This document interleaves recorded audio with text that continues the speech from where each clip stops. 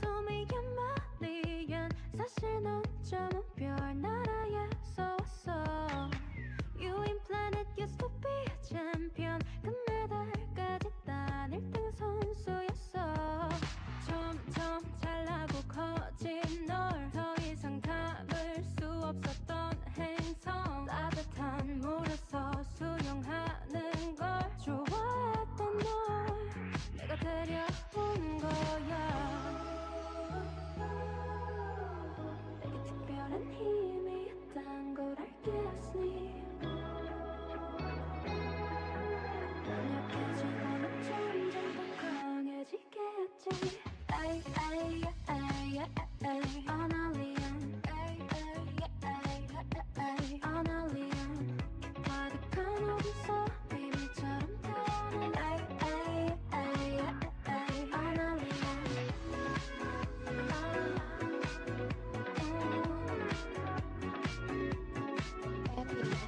My mama told me you're not alien. 너의 판을 뒤집기 위해서 왔어.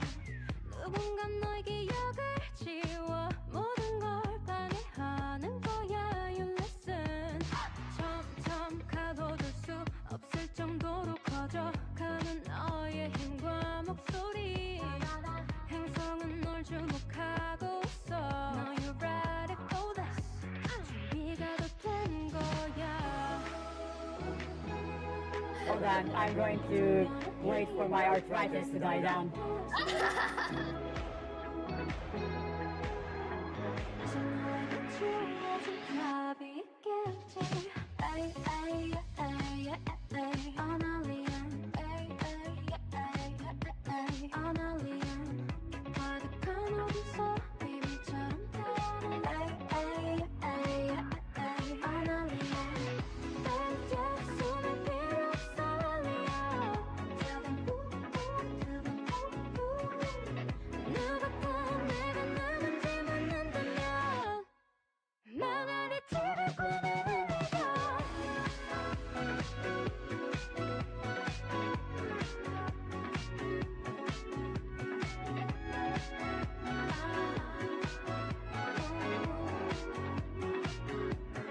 에이 에이 에이 에이 아날리안 에이 에이 에이 아날리안 가득한 옷에서 비밀처럼 타는 에이 에이 에이 아날리안 ちょっと上に溜めてください。右下上右下右右上上下下左右左右右下上右右下右右上上下下左回転1回転右下上右下右右上上下下左右左右下上右下右上上下下回転3点1回転右下上右下右上上下下左右左右右下上右下右上上下下左右左リセット。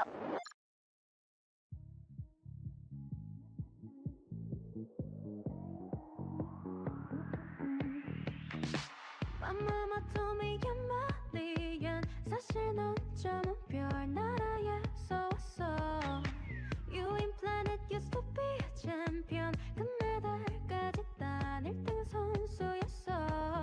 점점 잘나고 커진 널 더 이상 담을 수 없었던 행성. 따뜻한 물에서 수영하는 걸 좋아했던 널 내가 데려온 거야.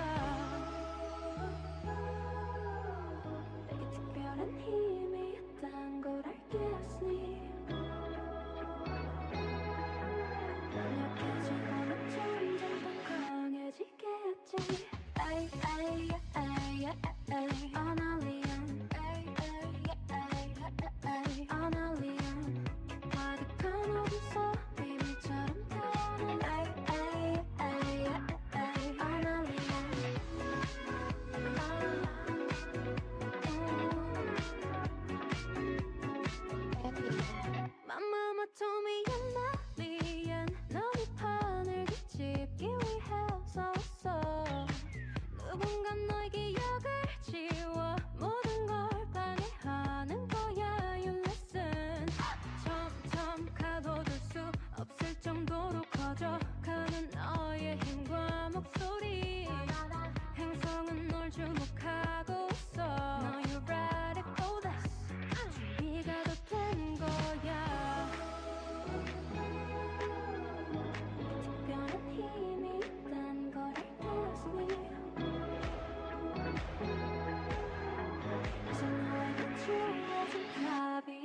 얘기했지 에이 에이 에이 에이 아날리안 에이 에이 에이 아날리안 가득한 어둠 비비처럼 태어난 에이 에이 에이 아날리안 이제 숨을 필요 없어 알리야 누가 다 내가 누군지 묻는다면 망하리 TV 꾸미는 네가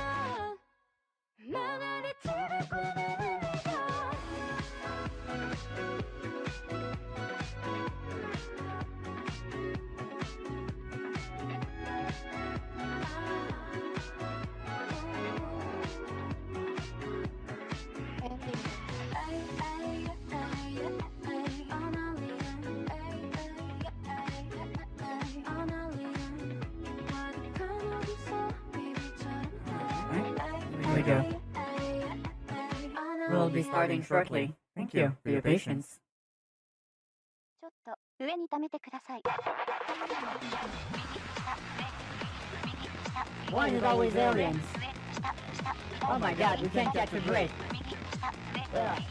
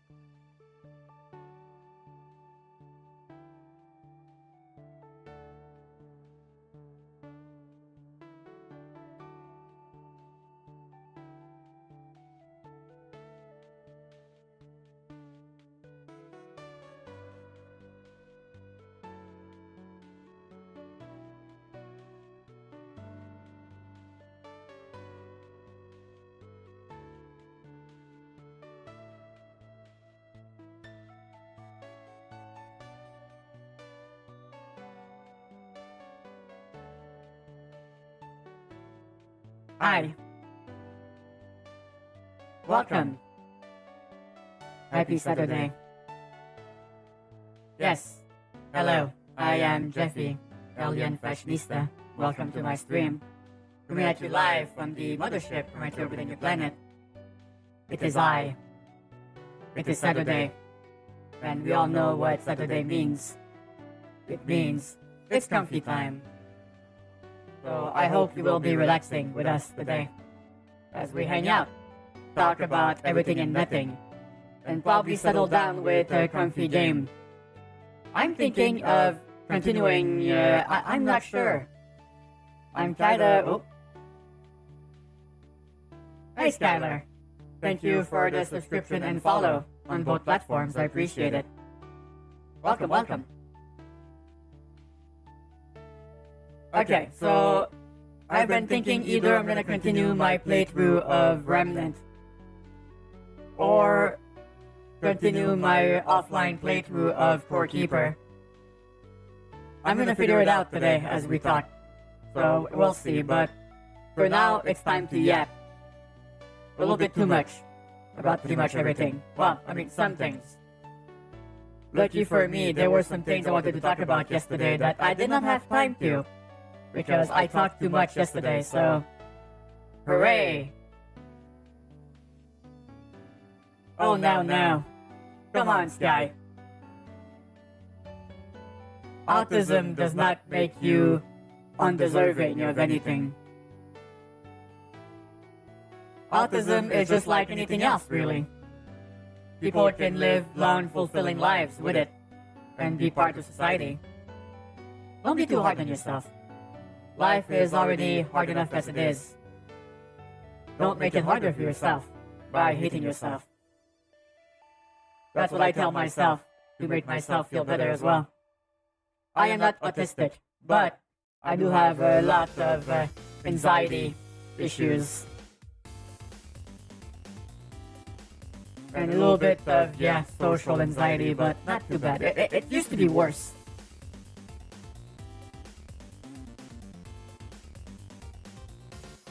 Yeah, we talked a little bit about it, Crasher, yesterday. But yeah, I've started playing again after the 1.0 version came out. One of my friends was playing it on Game Pass. I said, you know what, let's go take a look. They've done a lot of work on it too. Please forgive my negativity. Well.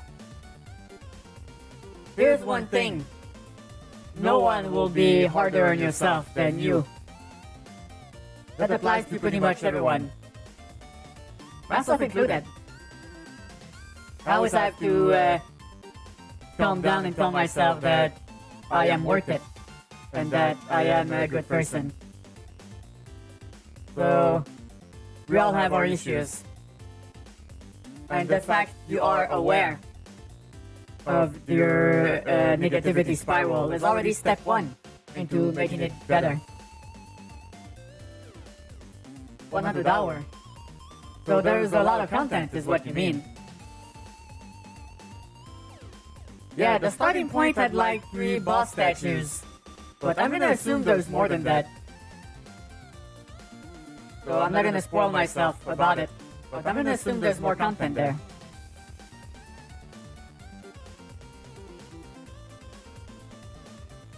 But so far it seems like a fun mix of like Stardew Valley and other top-down RPGs, so that's pretty fun. I like how your character has skills, but they are... What's also fun, right, is that from what I've seen, characters and worlds are separate, which means that you can advance in your world, but then you can just dump all your stuff in your chests in your world and then hop in naked into your friend's world and keep progressing your character. So it feels like everything's interconnected, which is a pretty awesome way to do it if you ask me.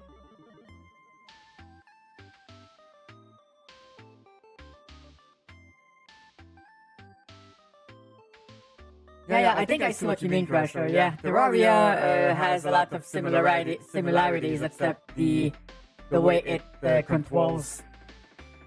But I tried Terraria, but I can't quite get into it. It's... I don't know, it's like my brain refuses to enjoy it. I can see why people love it, and why it's so fucking iconic. But the side-scrolling part just fucking throws me off. It's funny because top-down feels more immersive than side view for some reason. I don't know why. It doesn't make any sense. It's not logical by any stretch of the imagination. But it is. Well, this is weird. I don't know what to do with it. Feels like my... Whoop, hold on. Trying to move my face tracker and almost knocked it out of the table. That would have fucking sucked. Okay, there we go, perfect. Pinky still tracking. Mouse still tracking, okay, good. Hard for me to go back to Terraria without overhaul mods now, but I think it's too easy. Well, that's a problem you've brought upon yourself, Thrasher. Everything becomes too easy if you play it a lot. It's like even Elden Ring, if someone plays it a lot, they're just gonna dumpster every boss. Make it look like child's play, when everybody else is just sweating bullets and punching walls.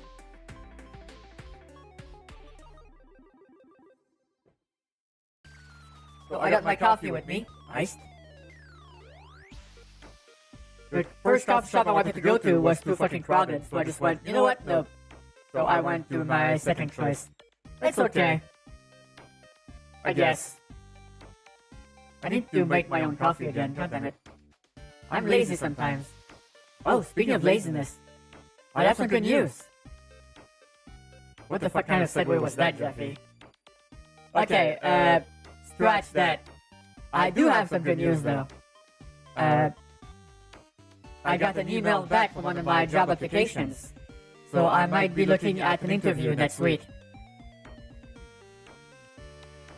It's in customer service slash tech support.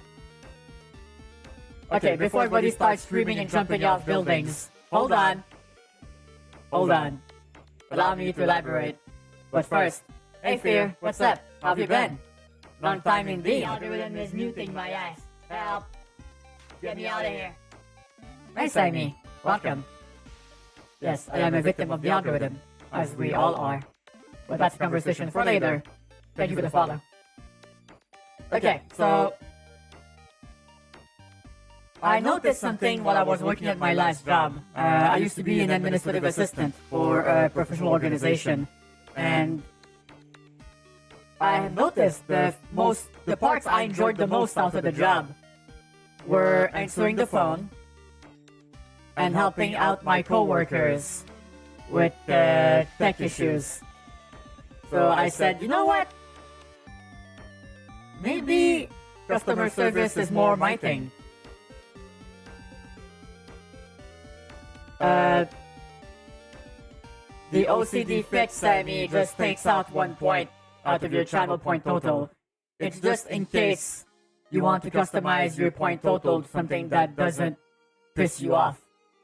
Because there used to be some redeems that were not an adequate amount of points. So people would end up with like 303 points. And they're like, oh no, I'm getting psychic damage. Like, you know, ugly numbers like 735 or 837. And you're just like, no, why did I do that? That's gonna bother me. So the OCD fix is there to help you even out the number. It's mostly a meme. Moving to a new place. Oh, nice. 2 great games. So I'm glad you're having fun with them. Hope you're settling in good at the new place. New apartments can be quite an adjustment period. I guess it depends also on what you end up with. I'm assuming some dwellings might be more challenging than others. And, you know, full of other reasons. Like neighbors that make you want to pay them a visit.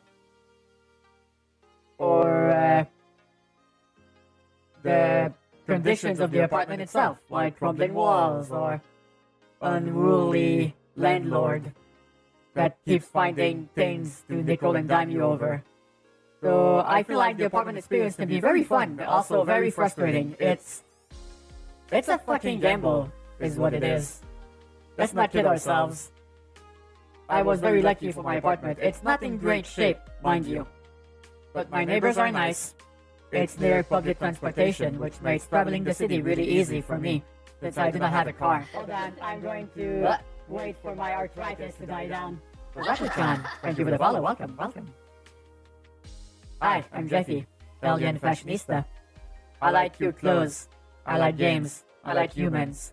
Not in that order, of course. Welcome, welcome. Ooh. That's a really good price for that size of apartment. Are you in the middle of nowhere? Because that's really low, unless you're in a low cost of living area. Which sounds like it's probably what that is.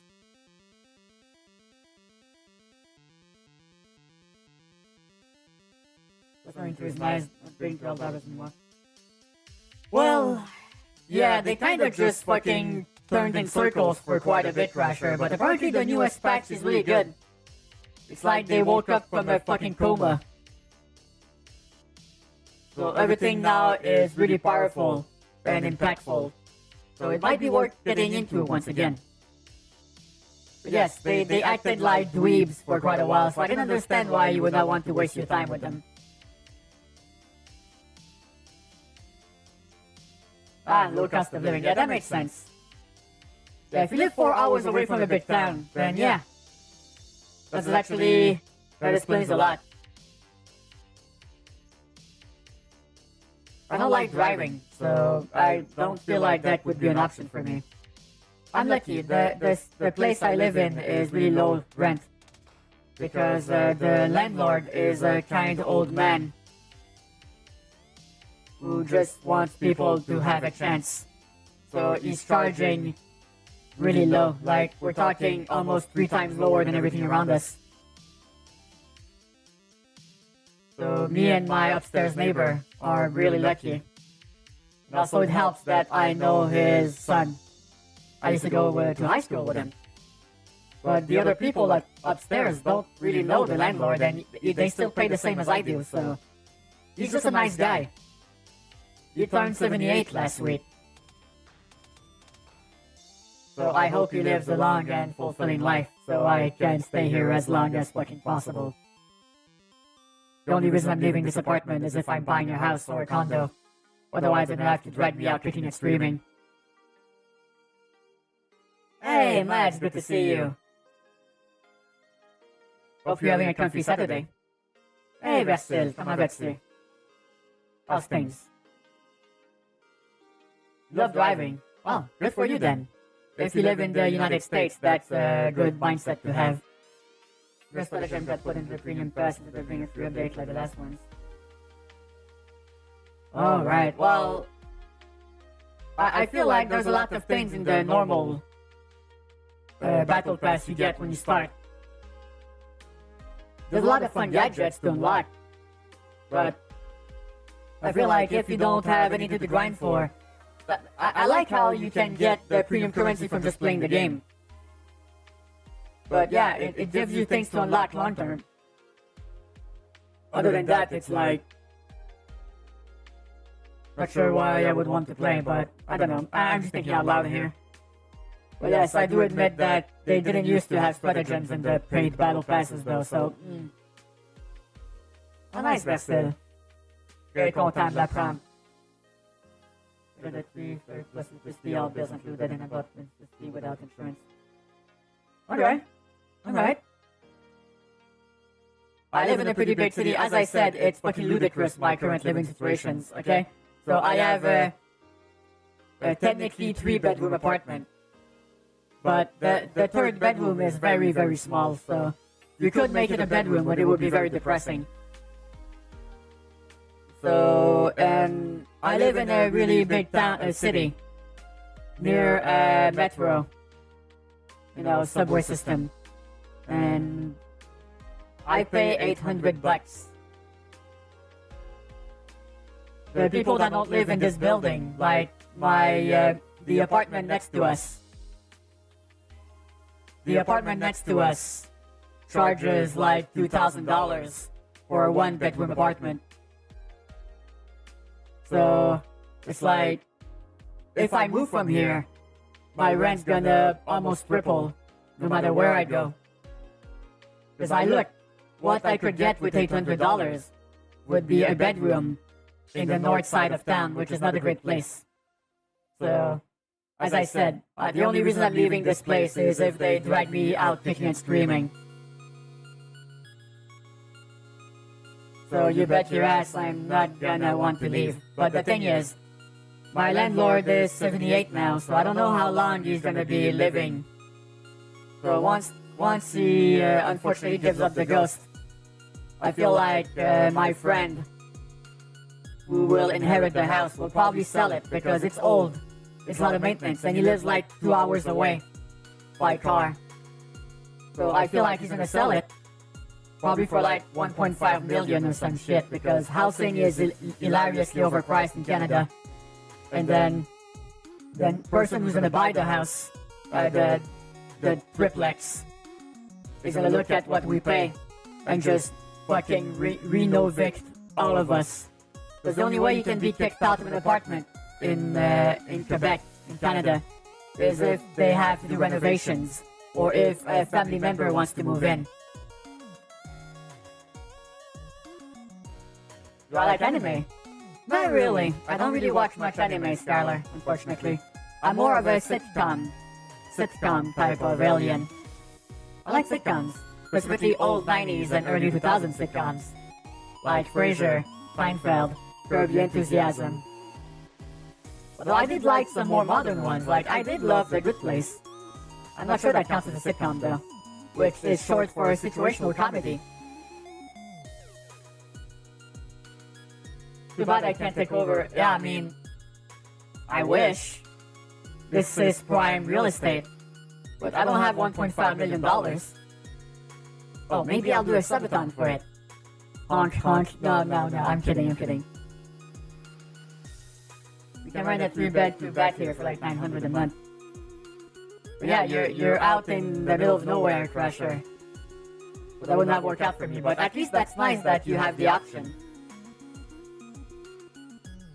Not sure how many office jobs would be available over there though. But you know, with remote work nowadays, maybe I could have some options. But then again, I do like living in Canada, it's pretty nice. Flying Meadows, Perfect Strangers, Nightport. Yeah, that's... I heard also great things about Cheers, I need to watch that. Yeah, Seinfeld is a great show, and it's one of the perfect examples why modern television is failing. Because as a Seinfeld fan, I'm gonna admit it, the first season fucking sucked ass, right? So if this was modern times, they would have cancelled it, no questions asked. And we would have never gotten the super awesome second and third season. So, yes. That was another rant I went on a few weeks ago. They don't let shows breathe anymore.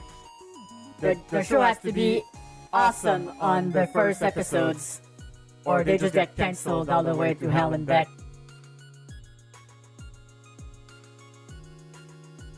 Powerful. I don't think. Oh. Alright, that's a lot of anime, Skylar. I'm glad you enjoyed them. Yeah, bad internet for me is a deal breaker, Crusher. Because that's most of my entertainment nowadays. I don't have cable. So YouTube is most of my entertainment these days. You get lost in rabbit holes after rabbit holes. Yeah, the show has to break records or Netflix is gonna fucking can it, or any networks these days. So many shows would have been fucking cancelled. Like, they would have fucking cancelled The Simpsons. Because the first season was kind of ass. Ratings-wise. Oh, you do have a good point though, Agent. It is kind of fucking random sometimes what gets cancelled or continued. Oh yeah, Futurama. Yeah, I don't know, like 4 times. Fuck, even Family Guy got cancelled and brought back. Now look where it's at. Yeah, the Halo show got 3 seasons. Well, okay, so here's the thing, right? I don't feel like TV shows have any interest in critical ratings or critics. I think the only thing they fucking care about is gonna be how many eyes are on it. That's it. They just care about viewership. So surprisingly, I'm gonna assume Halo had some good viewership numbers. Probably same thing with Velma. So it means the normies probably enjoyed it. Because we have to remember something. We're all in a niche right now. We're all probably chronically online. So what we think is great and popular might not actually be that popular to begin with. So we always have to remember that. Star Wars: The Clone Wars had a rough first season and movie, but it's going to be one. Yeah, because they let it grow, Max. They let people writing the show get their fucking footing, which is something they don't do anymore. Oh yeah, maybe ironically the Hate Watchers got Velma's second season. That would explain. Okay, no, I can't say that. That's a spoiler. Hey, Shiru, what's that?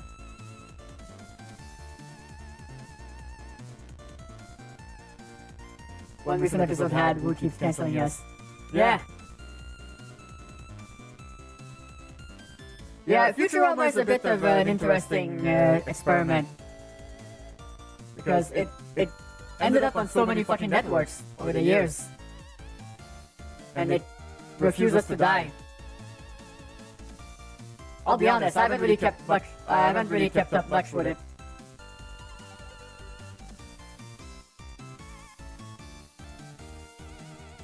People hate watch Morbius so hard they did a second theater run of it. Yeah, you're not wrong. They tricked Sony into thinking the movie was gonna do really well in a second rewatch because of the internet memes. So they fucking got hoodwinked, they got jinxed, they got messed to it. They got pwned, as the early 2000 nerds would say.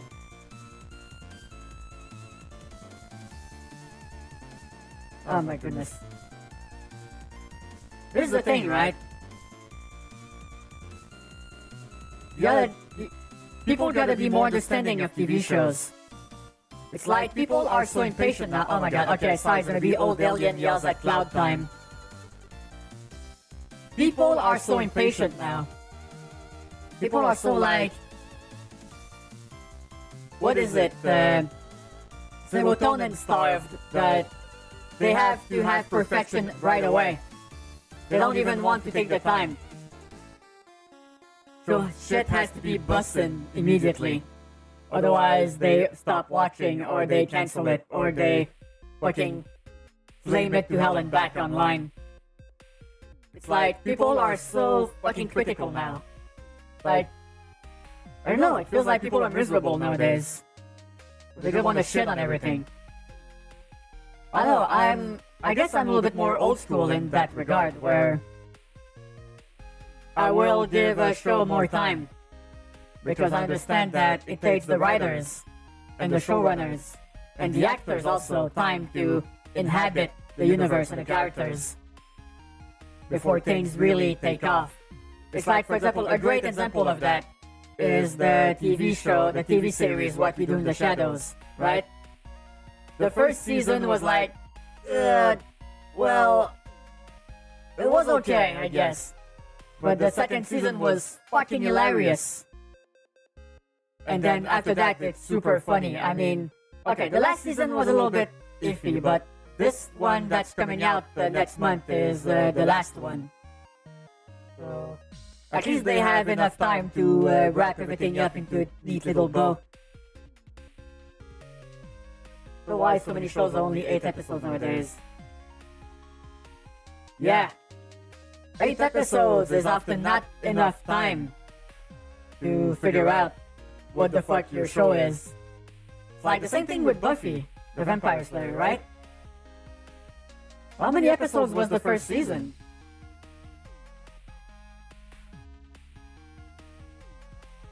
Hold on, let me check.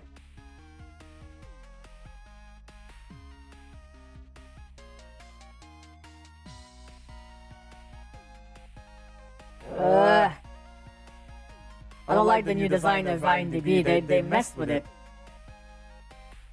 I used to be able to see that information real easily. Okay, so the first season, well, has only 12 episodes. I just wonder there was more than that. Oh yeah, there we go. Okay. So here's the thing, right? The first season was okay. Not great. Well, it was okay. The second season was really good and had fucking 22 episodes. That's unheard of now. What show gets 22 episodes now in one season? Not only that, they used to do that every fucking years. Every year. Now, TV shows have like 8 fucking episodes if we're lucky, and they come out every 3 to 4 years. So not only the gaming industry has a future creep problem, seems like TV also has the same problem. Budgets are ballooning, episode counts are dwindling, time between seasons is becoming so long that people forget what the fuck happened.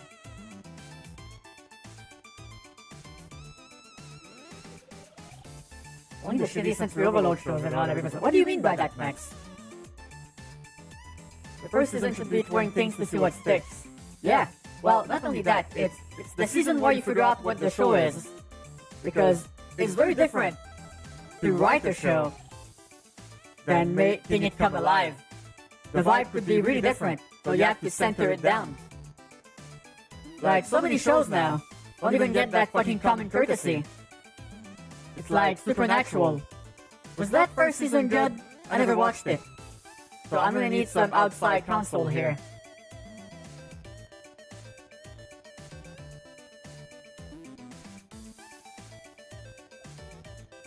It was okay.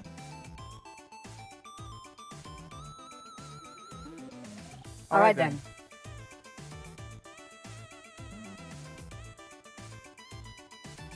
Teen Titans Go had 50 episodes in oh god.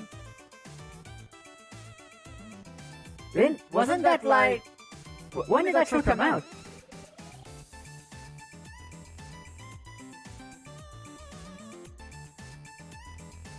Oh yeah, also... That makes me think about something. Is it just me? Or our modern kids show kinda dumbed down compared to what it used to be? Like, for example, even the fucking Rugrats had some really philosophical episodes and dark humor. And that was a kids show. I mean, in my defense, I don't really watch many kids shows nowadays, so maybe I'm just hearing second-hand information that isn't correct. 2013, okay. Well, that's kind of on the edge of when TV started getting a little bit wonky. First season of Supernatural was okay, got better in season 2 and 3. The whole good versus evil thing was in 4 really ruined. Yeah.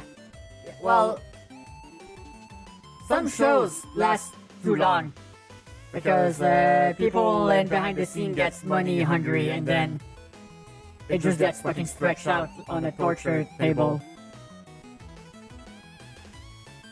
Programs used to be aimed at the parents, but also it was like you had some elements for kids and you had some things for adults too, and you had something for every age gap.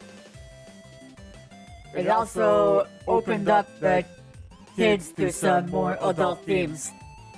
They got eased into those things at a younger age. Everything is so like sickly sweet and dumb. Most kids nowadays have barely any actual plus, like cartoon corporations think kids are dumb or something. Yeah. I think that's the point. People don't trust kids anymore in the Hollywood companies. Hey Dev, thank you so much. How are you doing today? Happy Saturday. Welcome to Jeffy Talks Too Much, the musical that has no music in it. Well, that's not true, there is music in the background. Royalty-free music, so I don't get my ass yeeted out into space for copyright infringement. Yeah, those punishments for copyright infringements are getting pretty hardcore. But in kids cartoon, I made for so they don't have what. Yeah, it's like the modern internet torpedoed kids' attention spans. So now, if it's not like Max says, sensory overload, people just don't pay attention to it. It's like, you wanna know? Okay, fuck, I'm gonna sound like an old fucking piece of shit, but here I go. Attention spans nowadays are so fucking cooked that you can't even have one video on the feed anymore. It's like the thing that goes viral now, or like video at the top, another video at the bottom. Or like if it's just someone talking, they have to put gameplay in front of it, otherwise people would tune out. The worst part is I found myself to start getting affected by that. My attention span has been so fucking destroyed ever since the pandemic, because I feel like that's when things took a fucking turn. Like that's when shit started accelerating. Because that's when I started looking at TikTok. And it's like sometimes my brain is fucking mush. And I'll catch myself clicking on the TikTok app sometimes when I'm bored. But I just can't fucking rest with my thoughts anymore. Well, if you go to the bathroom, you have to have your phone, otherwise you're so bored you want to fucking fall asleep. You know, back in my day, we didn't have mobile phones on the John. We used just to sit there Well, I mean, okay, there were magazines, so I guess that served the same purpose. Ooh. Yeah, I'm doing good, Dad. Thank you for asking. Great Subway Surfers so much. What? Huh? That's one of the reasons why I never go into TikTok. Yeah, don't start, Agent. Don't start. Save yourself. I know it's a valid way for content creators to grow. But if you step in there trying to grow your channel, you're gonna get sucked in. And we're never gonna see you again. Yeah, YouTube... yeah, I was about to say, YouTube Shorts is TikTok. So you're still stuck, but at least it's only one source. At least I've been lucky. I have not interfaced with YouTube Shorts much except to post content on it. You know, back when I was taking content creation way more seriously. Nowadays, not so much. It's like I'm on my retirement arc. Just vibing. I mean, I've been doing this for more than 6 years now. In VTuber years, that's like... fucking ancient. What would you do without all my memes and puns? I don't know how I would survive. I feel like the whole fucking vibe of this channel would crumble. Good game that people show the world mostly video things for attention span. Oh, is that the name of that game? Yeah, that did not make me want to play it.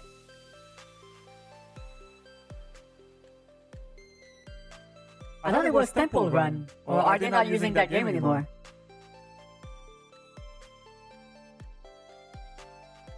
You mostly use TikTok for recipes. I have some bad news for you.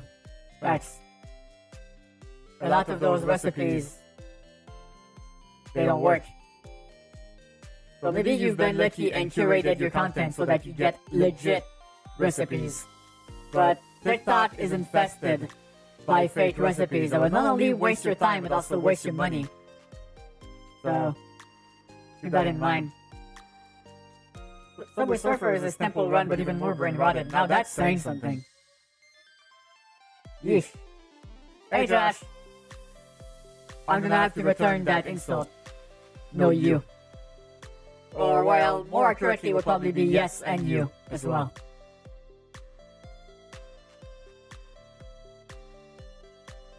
Then the stream just devolves into 4 hours of me going like, no you, no you, no you, no you, no you.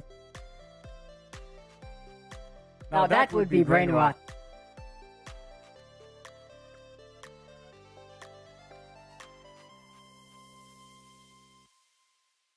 Oh my goodness. Yeah, I follow an Australian woman on YouTube that loves to debunk those fake-ass TikTok recipes or life hacks. Some of them are just fucking stupid.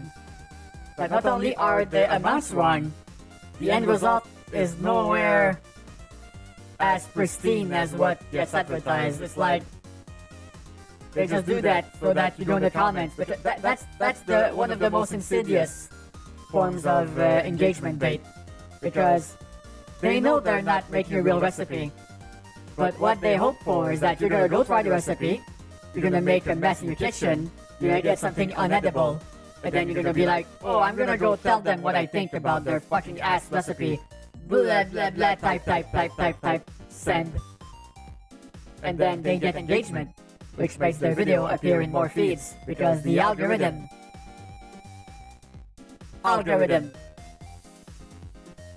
So all of those things on social media that sound so fucking unhinged that you have to comment on it. Don't. The only way to fight these engagement rage farmers is to not engage with their content. Don't click on it. Don't reply on it. Don't quote tweet it passive aggressively. That's the worst because it gets paid much higher in the algorithm. Don't do it. Relegate them to irrelevance. Once the algorithm pages them and flags them as irrelevant content, they get shadow banned and you never see them again. Hey, plug! Happy Saturday, how's things? Not quite Photoshop working with my PC. Oh no. Did you fucking meme me again? Oh, Christ on a stick! Agent! Oh my god, you douche!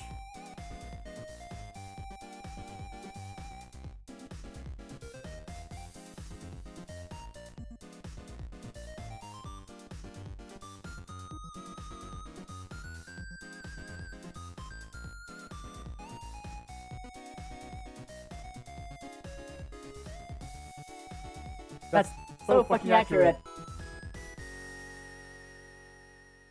You even got all the stripes.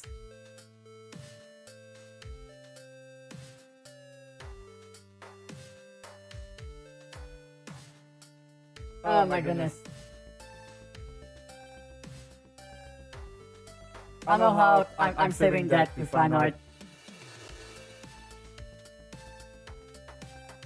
God damn it. I love it and hate it at the same fucking time. How is that possible?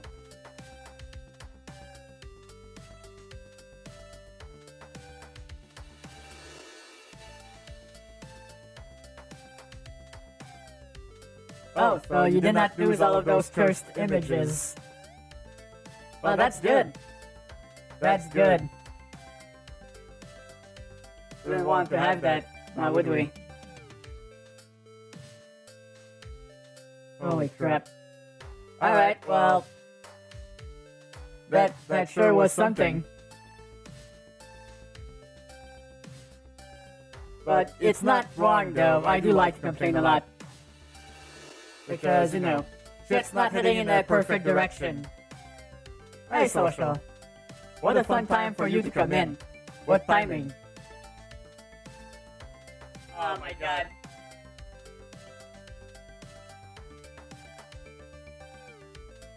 An old man zombie from Plants vs. Zombies, I don't know. Good question though. The old saved images, yeah. Oh my goodness. People were taking the magnetrons out of microwaves to burn wood. Oh yeah, there was a term for that, like wood carving or something, and people fucking died.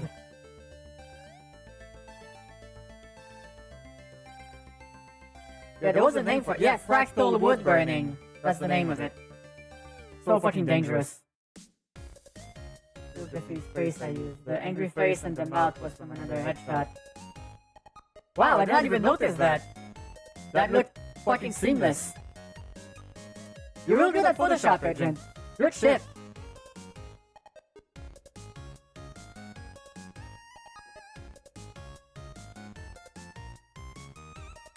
Well, yeah, the whole fucking TikTok and YouTube shorts are melting our brains. Why not to stay on it too long? Or it's gonna get worse. Because I'm gonna tell you, it's fucked me over a few times. It's like, I'm gonna go take a shower, and then I go out of the shower, and then I'm in my bathrobe, and I go like, oh, I'm gonna scroll TikTok for a little bit. And then I realize I just spent 3 fucking hours on it, and I close the app, and I'm angry at myself. So, don't be like me. Don't fucking do that. If you start hitting that zombie thump video on TikTok, even TikTok is like, bitch, stop it. Get help. So if you get there, that means you're doing it too much.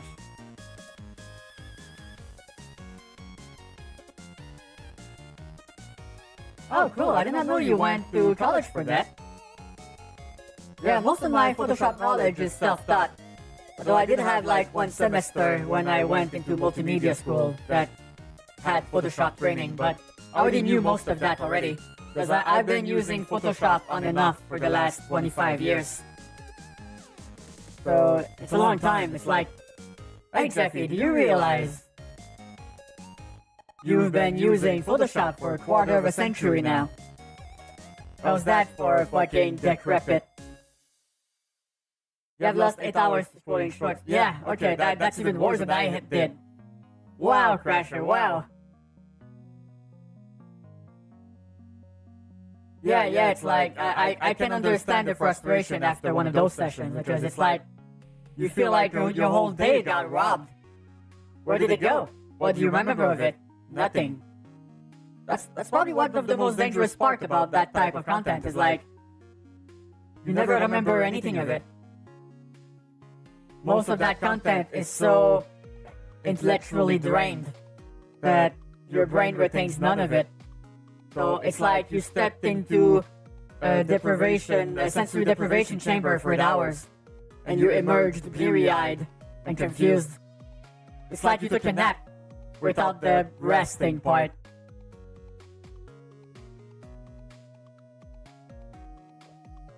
I could get in graphic design. Yeah, I went in multimedia, which was like a mix of a different graphic design stuff.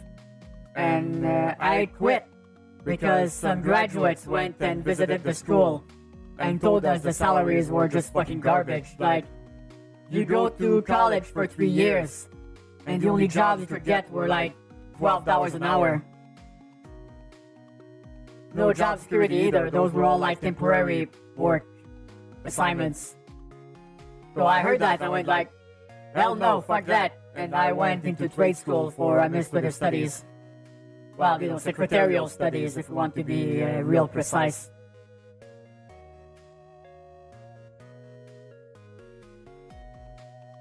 Yeah, you almost have to use third-party apps now on YouTube because they really want you to click on those shorts. I really, really want you to click on those shorts. Same thing with the version Facebook made. It's at the top of the fucking page every single fucking time. They're like, are you sure you want to click on it? Click on it. I wouldn't be surprised if they start like moving that shit around when the page loads so you accidentally click on it. So speaking of YouTube, did you hear that? Apparently they're working on adding ads to your pause menu. So when you pause YouTube to try to look at a freeze frame for something, like when I do ghost debunking videos, I'm gonna get an ad that's gonna block the screen. Ah, I sure love modern life. Isn't it neat?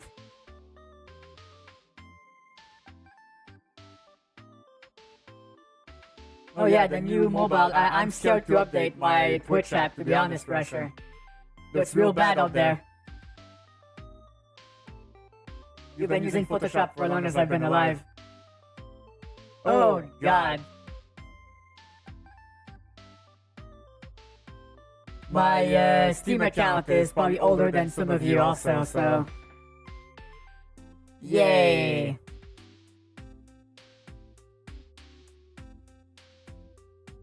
Oh, okay. I'll be fine. Just, Grandpa's having a little bit of an existential crisis.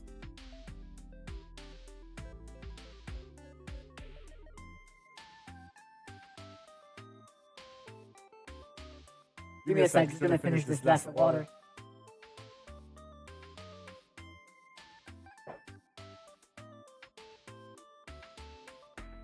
Blah. Yeah, so Twitch is also doing some weird things, like, we talked a little bit about that yesterday, but they're gonna be adding a shared chat for collabs. How the fuck is moderation gonna work on that? Is it all moderators of both channels are gonna have the same permissions on the shared chat, so they can just... So a mod from someone else's collab can ban people from your community out of the chat. How the fuck is that gonna work?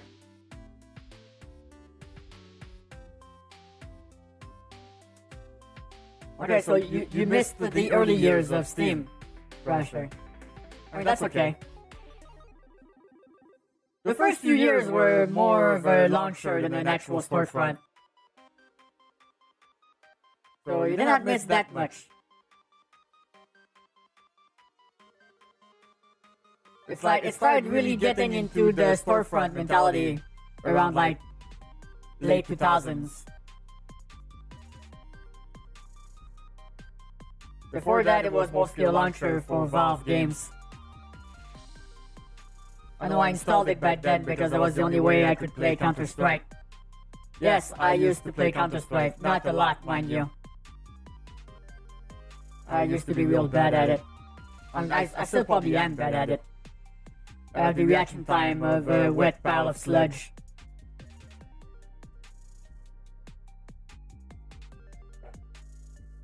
Yep, and now it's industry gold standard. And you know what the worst part is?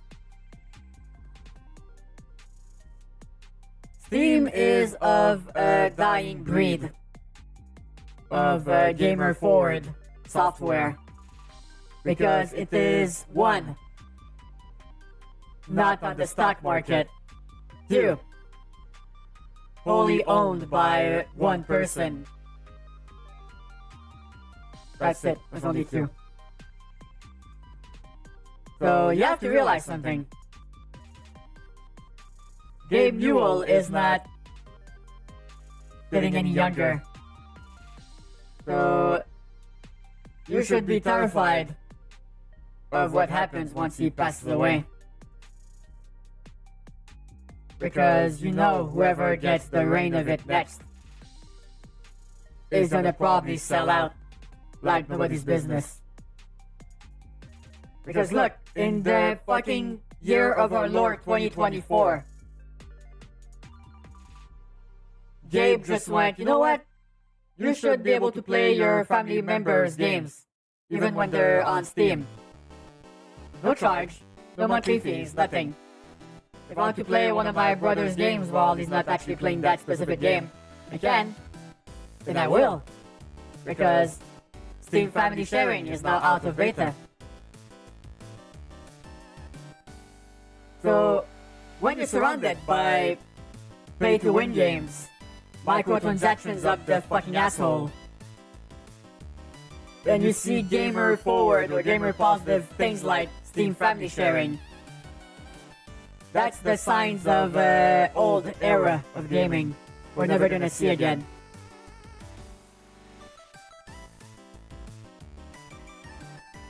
Because nobody's gonna do that. Like, the only other storefront I trust right now is Good Old Games.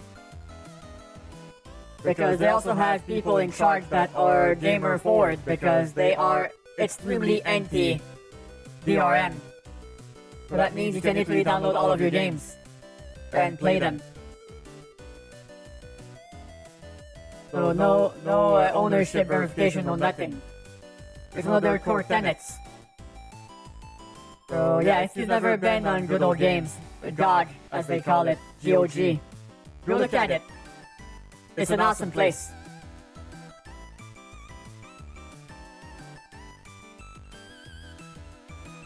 Yeah, it basically just combines libraries. And it's great because it reminds me of when I was younger. I remember when I was young, we shared a lot of consoles, me and my brother. And he would buy some games, I would buy some games, and we would play each other's games all the time. Or sometimes if both of us were interested in one game, it would end in a like weird standoff where we would see which one of us would break first and buy it, so the other could play it for free. But yeah, sometimes when that happened, we just broke down and just paid half of the price each. But we went half-seas on it. But that all changed once we got a second computer. That made things a little bit more complicated.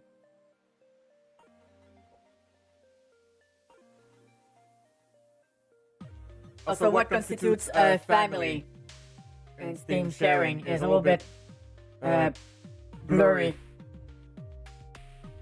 So you might want to try it, but I'm not sure if it's going to be valid or not, because they say it's supposed to be per households, but they let people add themselves, even if they're not in the same geographical, well, I think it's country-based, and also might be hardware-based, as in if you're already logged in on the old Steam Family Sharing system on each other's PCs, you would get access even though you're not in the same house or IP. So I don't know how that works exactly, because some people were able to add each other to their families, even if they don't live in the same city. Other people were literally in the same household and it wouldn't work. So I don't know exactly what the fuck or how it works. Me and my brother got in the beta. So I don't know if we got grandfathered in, but I heard some people were having problems getting added to families if they were not in the same IP range. So I don't know. Yep, those were the days, Crasher. So yeah, I'm gonna be very, very sad when the owner of Steam, Gabe Newell, passes away. Because we don't know what's gonna happen to Steam once the fucking greedy bastards get their hands on it. Because you know they're trying. You bet your ass they're giving it their all. So I don't know what's gonna happen. It's like, if Gabe dies and the second in command becomes the owner, and they get offered a fucking gajillion dollars, they might sell out. That will truly be a dark day for gamers.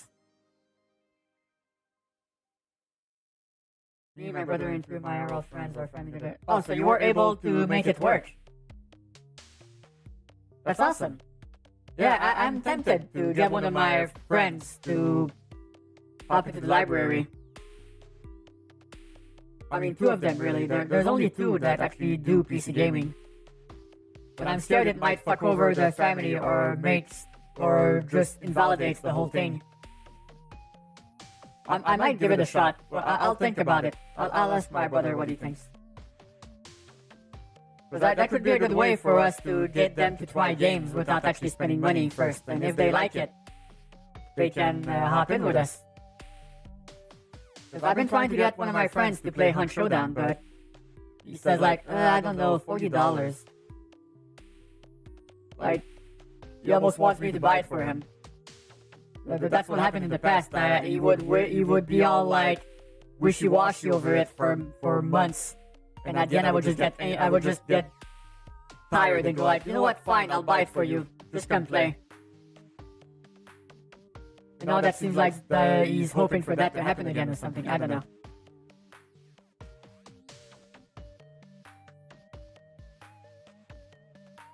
I mean, if you are watching, come play Hunt Showdown with me, man. Come on. It's only $40. You'll love it.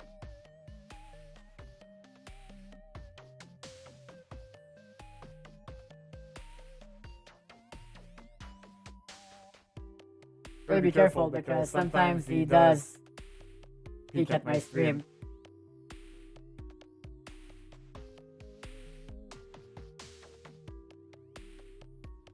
The stipulation I have seen is that people can only join one family at a time. Yeah. So, but I've heard that some people just get locked out and they can't join the family for some reason. So I don't know what that would entail exactly. I mean, I guess I could give it a shot. I don't know, man. I'll ask my brother. Maybe he won't want to risk it. Yeah, he has a big library too, and he has a lot of games I don't, and vice versa, so it's been pretty great. I got to try games I wouldn't have tried normally.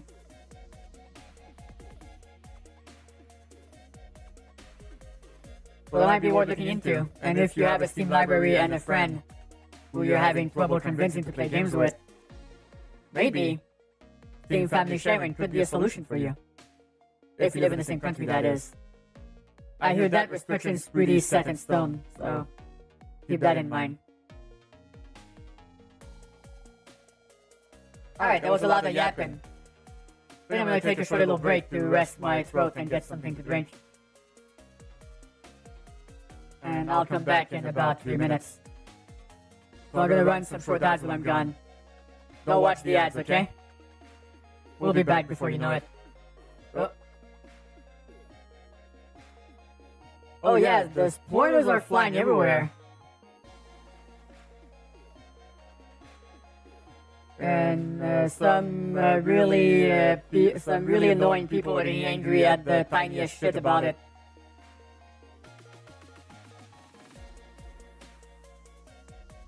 Yeah, it's opt out, I think, Crasher. Okay, I'll catch up with chat in a moment. Time for a little break, so we'll be right back.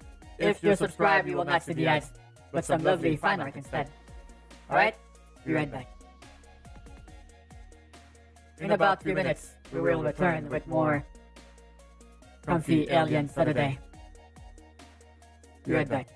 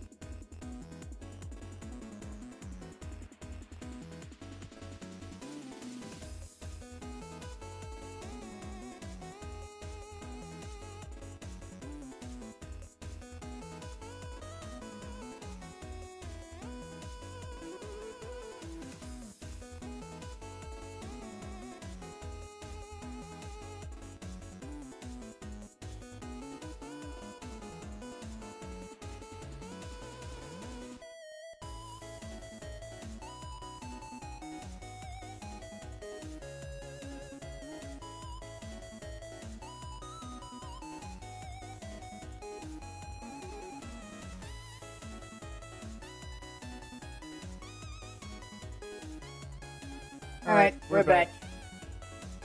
We are back. Hopefully the ads were not too annoying. But then again, I did tell you not to watch them, did I?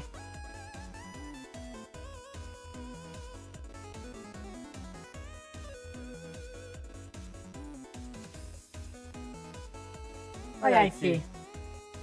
Let's not.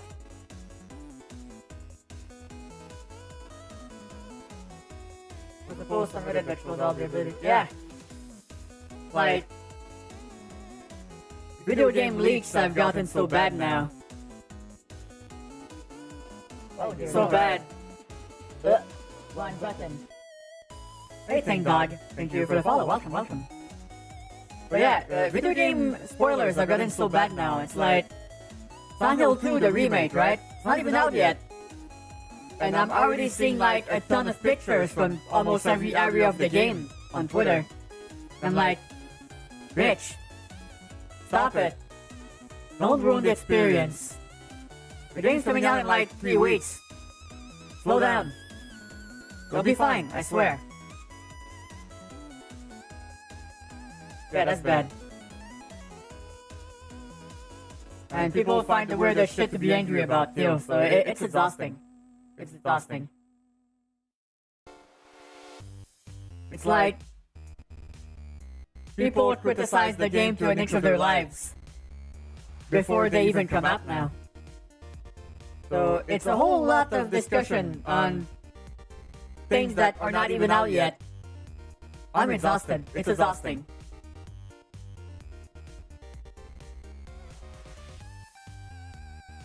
Well, okay. Hold on, IT. Allow me to explain. So I don't know why Surrybot did not come in and warn people, but you came in at the middle of an ad break. That was a 3-minute ad break I took because it's the only way I found to turn Twitch ads off while I stream. So the trick is, if you run 3 minutes of ads around once every hour, you don't get any ads whatsoever after that for like a full hour. So it's not great, don't get me wrong, it fucking sucks, but it's the only way I found to make sure that ads don't just randomly pop up whenever I'm actually streaming. So it's like I could be talking about something very important, then right time where I'm about to make my point, it just goes like, "You want some Dr. Pepper? How about some Charmin Ultra? Or a cell phone?" Yeah, so yeah, that sucks. So the only way I was able to make sure that this does not happen is if I run those 3-minute segments.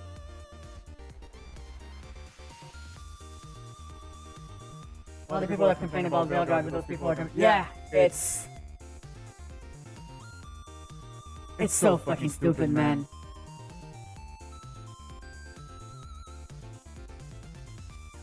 The issue with Twitch that they don't want to fix, of course they don't want to fix it.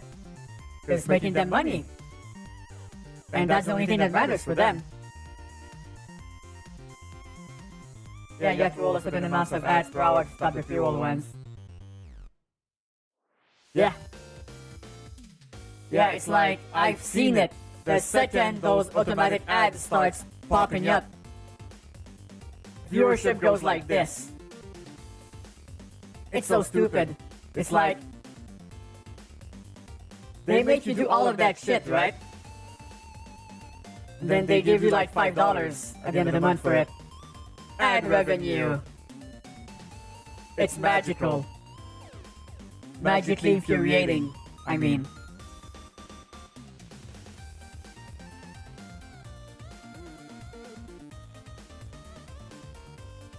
But yeah, Max, at the end of the day, when I see people making those types of complaints, I just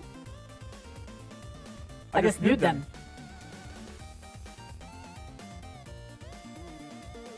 Because the way they talk, it's like they're forcing you to make those choices or additions when they're just options in the game.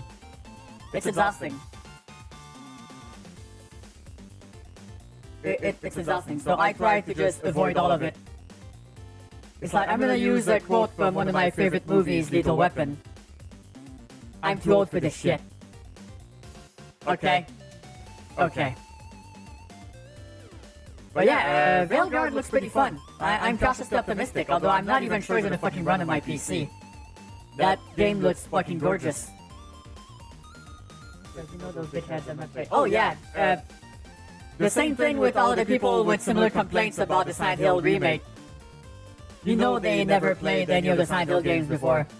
They watched the YouTube deep dive on it once, and now they're Silent Hill experts. I'm like, bitch, I've been a Silent Hill fan longer than you were alive, stop it. Don't come in and say that fucking stupid, worthless shit anyway.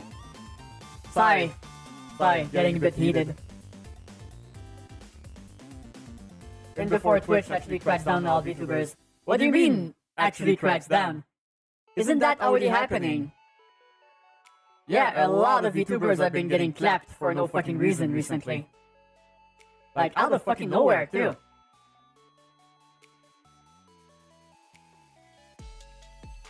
I'm still here because I fly under the radar, HE.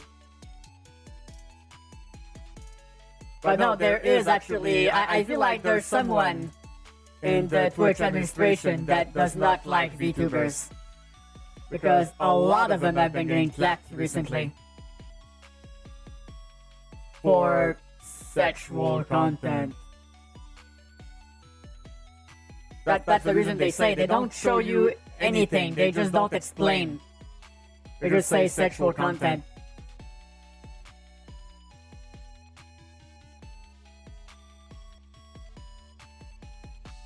I'll also explain why I was not really hit on the head, because I stay really far away from anything that could be perceived in that direction.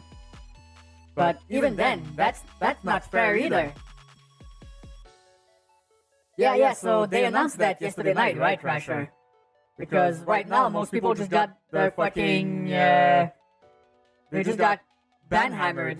They just say, sexual content, and they don't even explain. It's like, I've seen one person, and I've looked at their content, and they are literally a girl with a tank top and a shirt over it, but the shirt has 2 buttons on buttons, so you see a little bit of her cleavage. And I'm like, what? Is that sexual now? Is that what's happening? That's so dumb. But at least now Twitch will actually start giving you an actual reason, as in they'll show you what got you clapped, which will make responding to those things much easier, because right now people are just getting clapped left and right, and they're just being left with like, why? What was it? Oh, we can't tell you.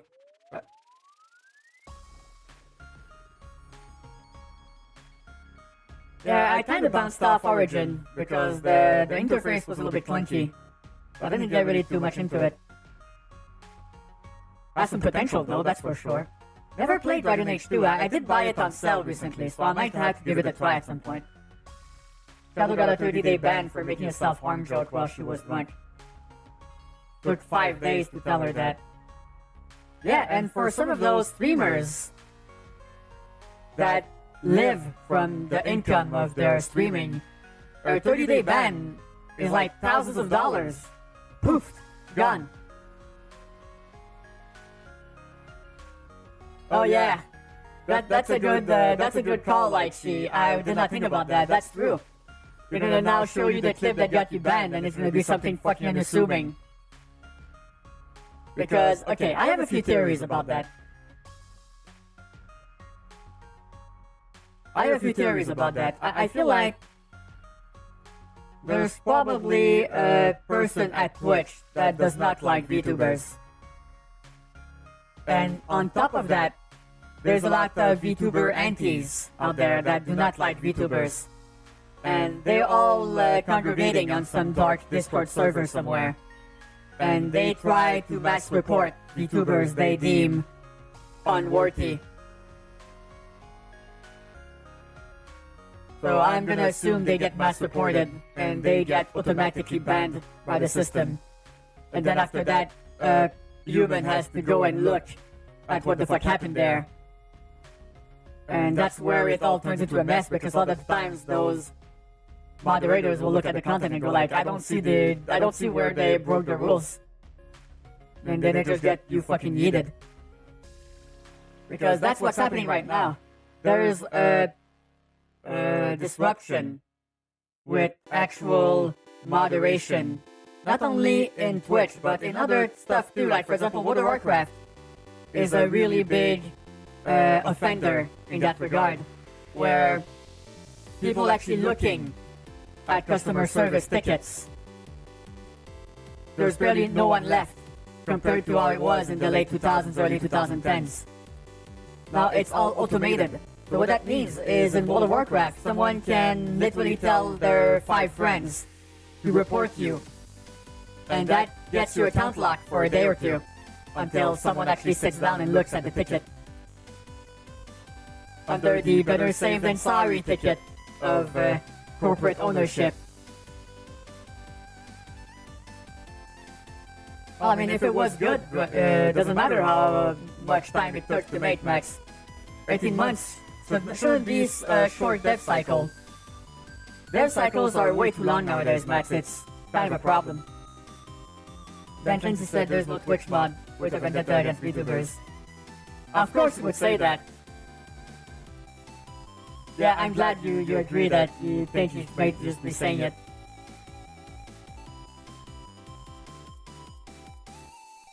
Okay, so there's another possible theory, right? Maybe there's not someone with a vendetta at Twitch. But maybe there are a lot of people that report VTubers day in and day out for anything perceived to be sexual because they want them off the platform. I wouldn't be surprised about that. Some people really, really hate VTubers. You should see some of the comments I got whenever some of my TikToks got out of my intended audience. And I'm a niche VTuber. I'm like, VTubing is a niche. I'm a niche in a niche. It's all niches. Because, you know, my voice and the way I act, that's also niche in the VTuber niche. I'm gonna have to keep an eye out. Maybe I would not even have noticed it if you didn't tell me that, Max. Just NT's mass reporting to flag people. Yeah, because nowadays customer service is not taken seriously. So what I'm assuming is happening is there's a fucking literal shit ton of assholes reporting VTubers all the time if they have any length of recognition. And that just gets them automatically flagged in the system, so they just ban them and then sort it out afterwards. That seems to be how Twitch operates now. Ban first, reinstate later, if appropriate. So the only thing they can show you when you appeal, that's why a lot of the time when someone tries to ask Twitch a question, they get almost immediate reply, saying like sexual content, and then they bail. Which that seems like one of the categories someone can flag content under, right?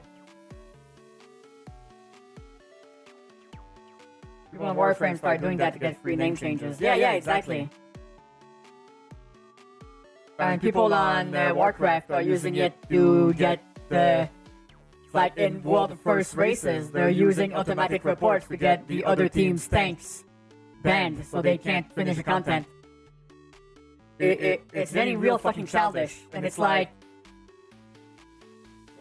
Maybe I'm biased because I'm one of the rare fucking insane person that likes doing customer service. But customer service is important. It can't be replaced by an algorithm, or a bot, or AI. Actual people working to help is almost essential in any type of things relating to customer interaction. People can tell when it's not an actual person responding or when it's a boilerplate response. They can tell. And let me tell you, they're not happy about it.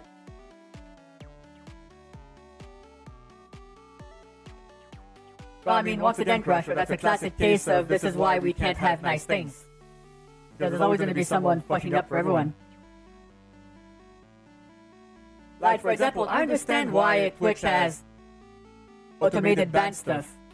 Because if something really, really egregious gets shown on stream, like a murder or horrible, horrible shit, you have to get that shit off the air almost immediately. And automatic bans are one way to do it. But that means there's going to be a way for that to be exploited. So there's going to be those no-life chuckleheads that require nuclear amounts of grass touching that will make it their life mission to ruin your life. Or the life of other people they deem unworthy of continued operations. Yeah, the way YouTube flags content is real bad. Like, for example, did you see what happened to Iron Mouse's channel? He got drowned in fake DMCA strikes. And the fake company was asking for Iron Mouse's real life information. So, because the DMCA system is so fucking borked in the US, that the only way you can defend yourself from a copyright strike is by sending all your personal identifying information to the person claiming the content. So someone with ill intentions can just DMCA you with bullshit. And the only way you don't get your channel banned is to send them your real name and your address. Why? How is that still the only way to deal with that? The DMC Act is like from 96, right? It's so outdated. And people aren't changing it yet. Internet was not even much of a thing back then. Wasn't made for that. And yet they're using it to enforce it all the same. Yeah, exactly, Max. It's so fucking ass backward. It's frustrating. Because that's the thing. That's what made me take a more hobby approach. Like, I consider streaming is more like a hobby now. Especially once I got back into the workforce. Because here's what doesn't make me want to be full-time streaming ever again. It's, you could work really hard. Like Iron Mouse did. And you could just get your whole fucking shit demonetized for reasons out of your control. Your VOD channel got claimed and she said publicly she wouldn't fight it. Yeah, because she didn't want to get doxxed. Then they went after her main channel. Yeah.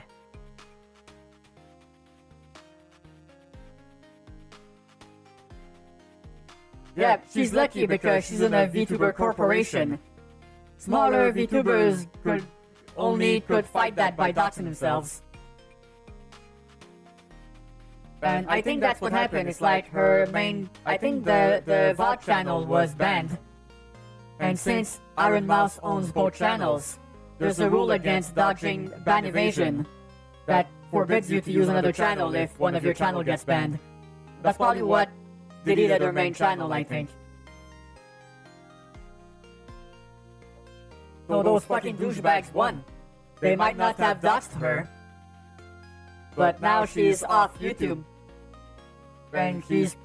The only reason that she probably did not get banned on Twitch yet is because I'm assuming she gets special treatment because of her size and sub count. Because you bet your ass she's probably getting reported, mass reported daily. Yeah, just released a new music video. All that work, gone. Can't monetize it. Yeah, it's frustrating. Because it's as I said, not only is content creation a lot of work, the income is inconsistent at best or inexistent at worst. So you could work like 60 hours on something, not even get 1 cent out of it. Not only that, some people could take offense of what you created and start hounding you in real life, or send you death threats. If you catch the attention of some really pathetic people, they will ruin your life just because they want to, because it's funny. And there's nothing much you can do about it, because you put yourself in the public eye, so from their point of view, you deserve everything. Yeah. So I'll be honest, I would much prefer a 9-to-5 job. So I do my work, I get paid, I get home, I relax. I stream if I want to, doesn't matter. Doing it for fun is much more healthy, I think. Because, I mean, I respect the shit out of people who make streaming a career. Because they have all of the odds stacked against them. And yet they persist. So, big kudos, I tried it. Didn't work out for me. Yeah, stream, do videos, promote yourself, stay relevant, and get hackers, go trying to win your life. And yeah, and someone can just, mass report can go unmoderated correctly and you just get deleted from existence.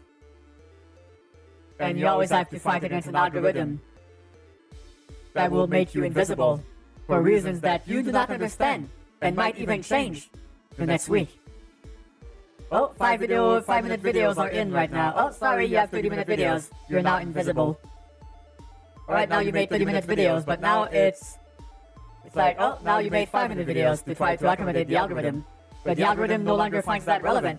You're invisible again. Yeah. And God forbid you're present as feminine online. Because that just opens the fucking floodgates. Like, I am male in real life. I don't hide that fact. And even I get some real weird ass fucking DMs sometimes. So I can only begin to imagine how fucking traumatizing it must be for women to stream online. Some of my woman friends that stream told me some fucking horror stories. I'm gonna tell you that much. I'm not gonna share that information, of course, but I'm gonna tell you it's bad. It's real bad. No, I can confirm, actually, you are not one of these people.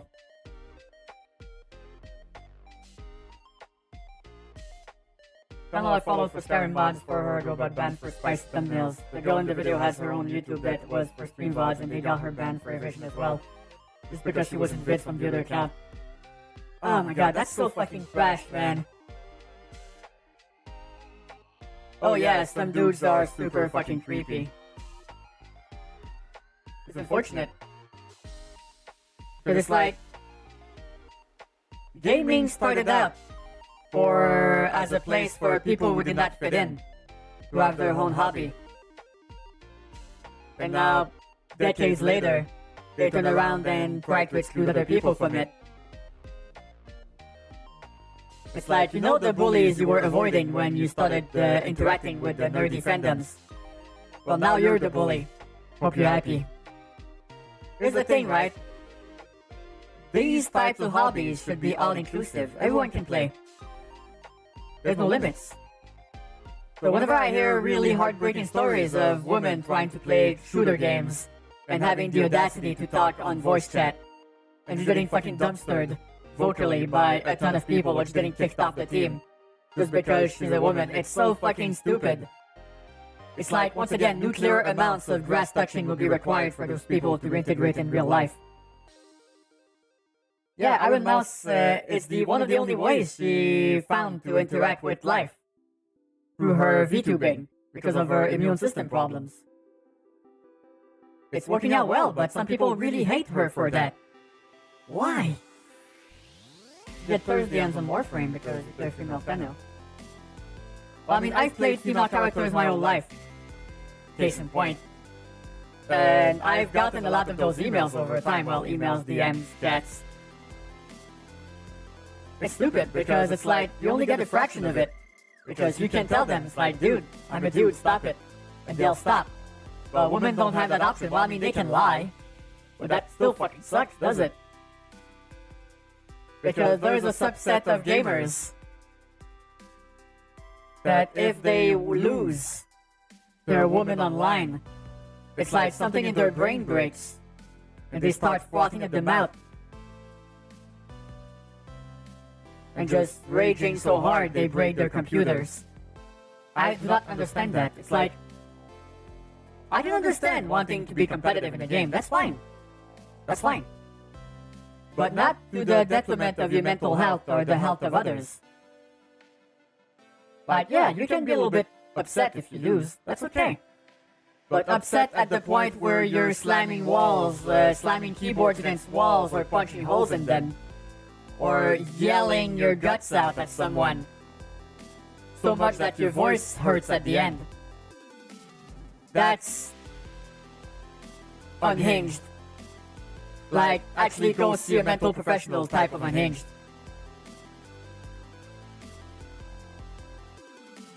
We have to have guests again.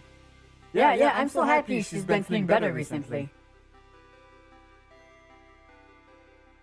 Yeah, she's a sweetheart.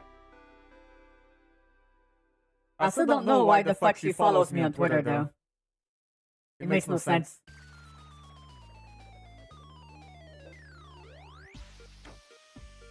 But you know, I'm not gonna question it.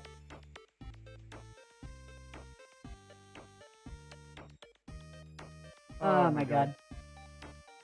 Yeah, it's difficult to deal with these days. The whole fucking toxic... The toxification. Well, I mean, that's not true. Gaming has always been kind of toxic. But the thing is, we're heading in a good direction. People were chilling out in the early 2010s. And then we fell off the fucking wagon again. Like, people are so fucking angry now. It's like, I tried tanking. It's like, I used to tank in Final Fantasy XIV, right? I tried tanking in World of Warcraft. My god, people were pissed. Because dungeons in World of Warcraft are more labyrinthesque than the ones in Final Fantasy XIV, so I was a little bit lost. And I was not pulling optimally. So they started pulling for me and telling me to get good or skill issue. And I'm like, bitch, if I can't practice, how the fuck do you want me to improve? Oh my god, it's so fucking crazy. I'm sorry, stuff short. Thank you so much. That's very kind of you.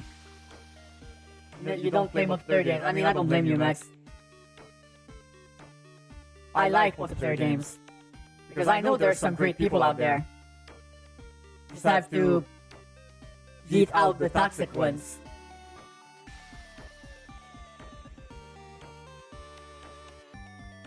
Yeah, it is pressure because if it's like, you try to learn how to tank, they don't like how you tank, they insult you, call you names, then they kick you out. And the worst part is, you get a fucking deserter debuff that locks you out of queuing for content for 30 minutes afterwards, so insult to injury. Like, you're trash, we're not gonna let you learn how to play the game, you suck, and now we're gonna prevent you from actually playing the game for 30 minutes. Man, if you're a family person who has like 1 hour a day to play, and you get yeeted in that way with the deserter debuff, well, that's your whole evening gone. You're not playing World of Warcraft tonight. That's trash. That's trash design. Yeah. If they die, it's always the healer or the tank's fault. It's never their fault for standing in fire, pulling in place of the tank, and being an obnoxious little bitch. Like, people... Man, I wish the endgame in Final Fantasy XIV was better, because the way World of Warcraft's endgame is set looks really appealing. So I wish there was a little bit more to that in Final Fantasy XIV's gearing thing. And also a way for Gil to actually have real value, instead of getting 50 million Gil and going like, I have enough for a large house bid, I'm done. Money in that game doesn't mean shit. In World of Warcraft, if you amass enough of it, that can pay your sub. There it goes. So that's one of the problems I have with Final Fantasy XIV. The community is great, though. People are talkative, we're all having fun.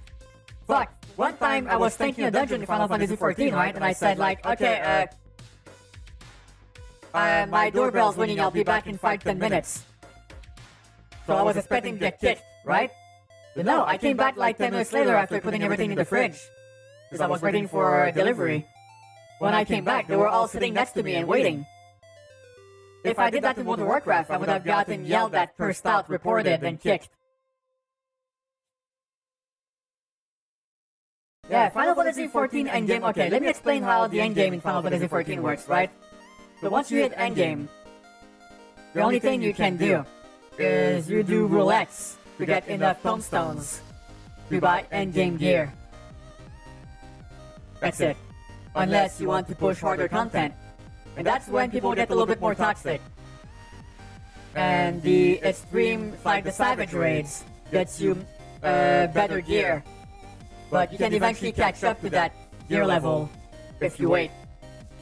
So it's like there's a casual way to get to the end, and the more hardcore way with savage and extreme raiding.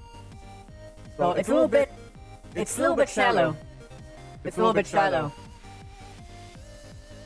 Although the dungeons and encounters themselves don't feel like you're panicking all the time, because everything is orchestrated. It feels like you're doing a routine, like a dance routine, rather than World of Warcraft's, because the rotations for the classes in Final Fantasy XIV is much more structured, while the rotations in World of Warcraft are like cooldown and proc based, so you're just fucking mashing buttons all the time. So it's real different vibes. Real different vibes. And also, I don't do the savage thing, so yeah.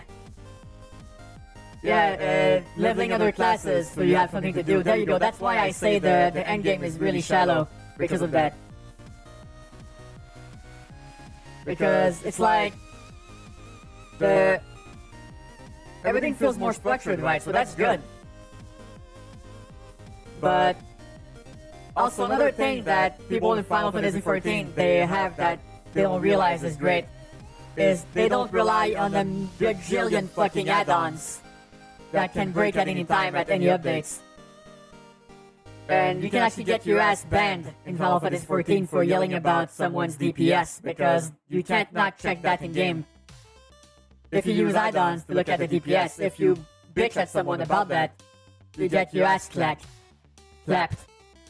But in World of Warcraft, the first thing they want you to install, among a million other fucking things, is like, you have to have a DPS meter, you have to have a boss that add-on that tells you what to avoid and everything. It's like, it feels so daunting. Like, you come in and everybody's got different UI, everybody's got different setups. It's like, oh, you want to know when your ability procs? Well, that's baseline in Final Fantasy XIV, but if you want to do that in World of Warcraft, you have to use weak auras. And then...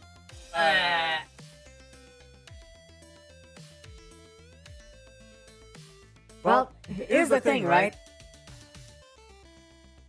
It's like... doesn't feel as rewarding to do the harder content, because look, in World of Warcraft, you do normal dungeons, then you do heroic dungeons, then you do mythic dungeons, and once you do the mythic dungeons, you get keys that lets you access Mythic Plus, which is an ever-increasing scaling difficulty, which means if you really want to push, you can push infinitely high. But no, for Final Fantasy XIV has like 2 tiers of endgame content, and then every second expansion they have a new explorable zone that has an independent leveling system, and the other expansion has a deep dungeon.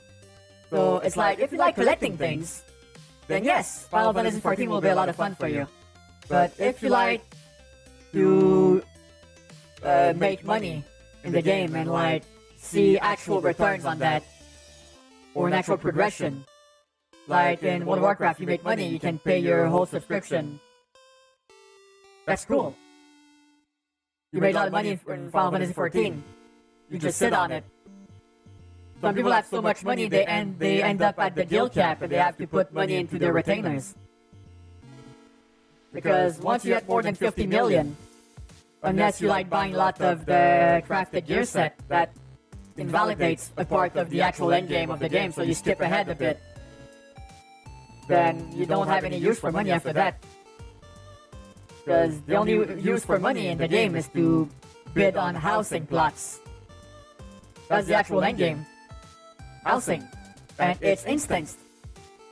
So unless you want something bigger, if you want something bigger than an apartment, you don't have to buy a lot of lottery tickets.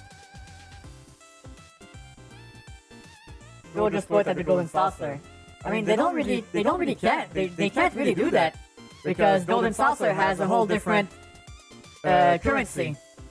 You can't spend gil at the golden saucer. You can only you can earn MGP by playing the games there, and it's grindy as fuck.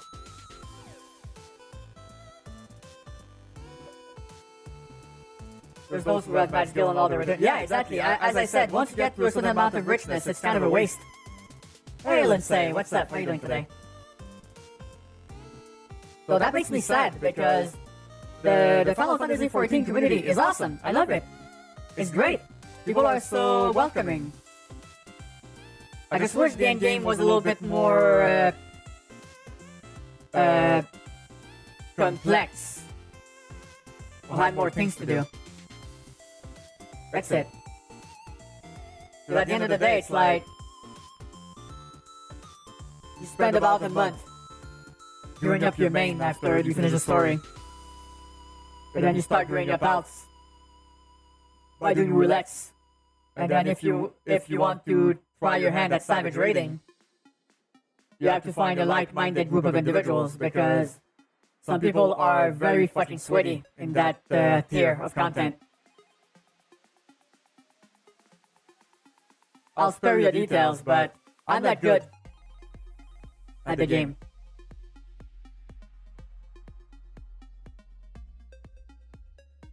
And you know, I joined the static that said they were really super casual. But apparently I was too casual even for that one. I'll just leave it at that. Yeah, it's more casual, so that's good, I guess. So here's the MMO that I think I might want to put more time into. I think Guild Wars 2 has a lot going for it, honestly. It has a lot of different endgame content you can do. And everything in it still remains relevant because of its horizontal progression system. Which means that if you max out your gear, it remains maxed out, even with the new expansions. But you can improve in other ways, like unlocking new mounts, unlocking housing, unlocking abilities for those mounts. Like, it's a whole thing, right? And if you make a lot of money by playing the game, or get lucky from drops, you can turn that money into crystals to buy everything in the cash shop. So that's pretty awesome. I just don't like the fucking cosmetic system. Like, the glamour plates in Final Fantasy XIV is great. The transmogrification system in World of Warcraft is even better. Because you unlock the pieces, you don't have to shove everything in the fucking glamour dresser. The Guild Wars 2 customization system is great. You get so much variety in how you can design your character to look. But unfortunately, anytime you want to change your outfit, it costs a token that you have to buy in a cash shop. But now it's better because you can get a lot of them from just doing dailies. So they made that much easier. So as long as you max out your purchase of those tokens every 3 months or so, you get a whole other batch to unlock by doing dailies and weeklies. So that's much better, but it's still kind of scuffed. Like, if Guild Wars 2 didn't have the fucking transmog tokens, it would probably have one of the best customizations in the industry. Because not only can you change the appearance of your gear, every piece of gear has like 2 to 4 dye channels. And there's like hundreds of dyes in the game that not only change the color, but also the texture of the pieces. So something that looks glittery can look silky or even shiny, like latex. There's so many different things you can do with that system, and it makes for very unique looks. Guild Wars 2 deals with casual MMO, then there's fractals. Yeah, exactly. There's hardcore content for people to work up to. And it remains relevant always, because once you hit the end of those fractals, you make a lot of money you can turn into cool cosmetics from the shop. Yeah, that's the first thing I buy every time the daily shop resets. The seasonal shop resets pressure. I buy those tokens. I buy them all out. Because I like having options.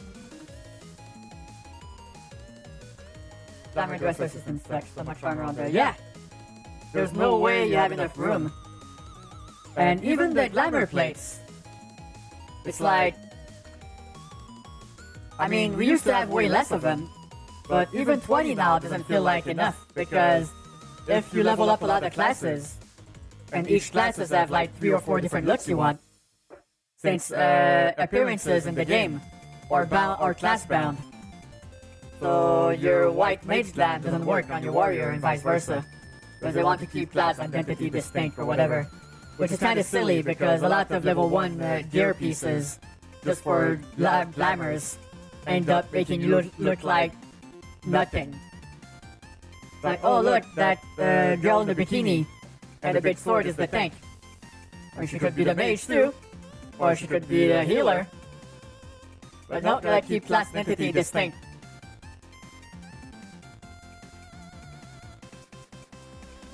Oh no, there's no 200 spots in the Dresser still. There's like 800, no?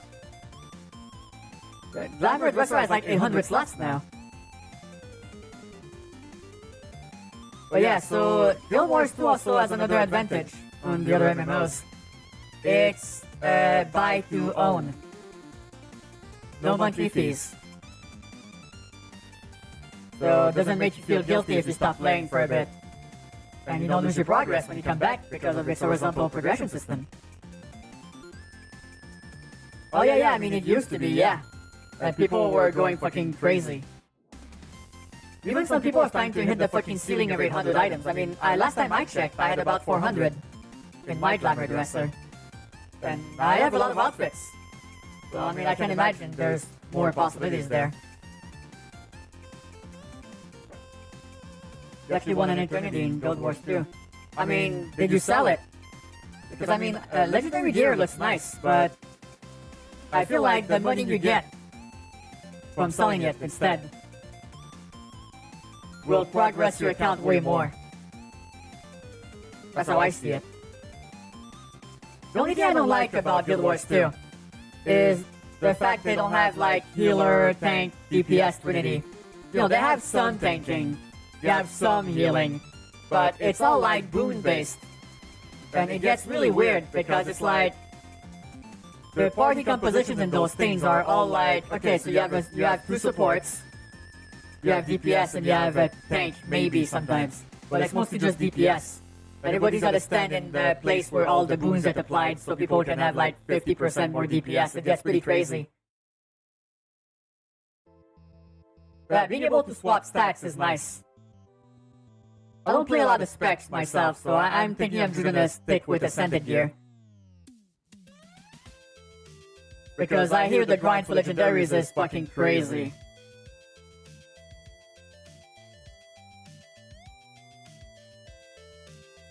Wow, that's a lot, Brazil. Yeesh.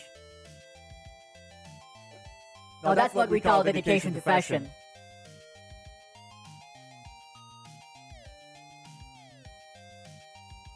But yeah, so yeah, Guild Wars 2, I wish would have a little bit more unified way of healing people. Because it feels like healing in that game is mostly like wishy-washy, but then again, I haven't played the spec that actually has healing in it, so maybe I'm just complaining for no reason. Because I used to play a Guardian, but I switched to a Necromancer. So maybe I should play a Hunter and make a Druid, because they're the actual real heal class. 6 months to make a weapon, god damn. Yeah, if you play a lot of different specs, then legendaries could be a good thing to grind over. But I'll be honest, I'll just use that money instead to buy pretty things on the cash shop. Revenant, ultimate solo sustain build. I've heard great things about that class, right?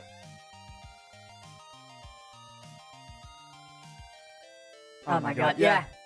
That game is alt-friendly though, because most of your progress in the game is account-based. Like the mount unlocks and shit like that is all based on your account.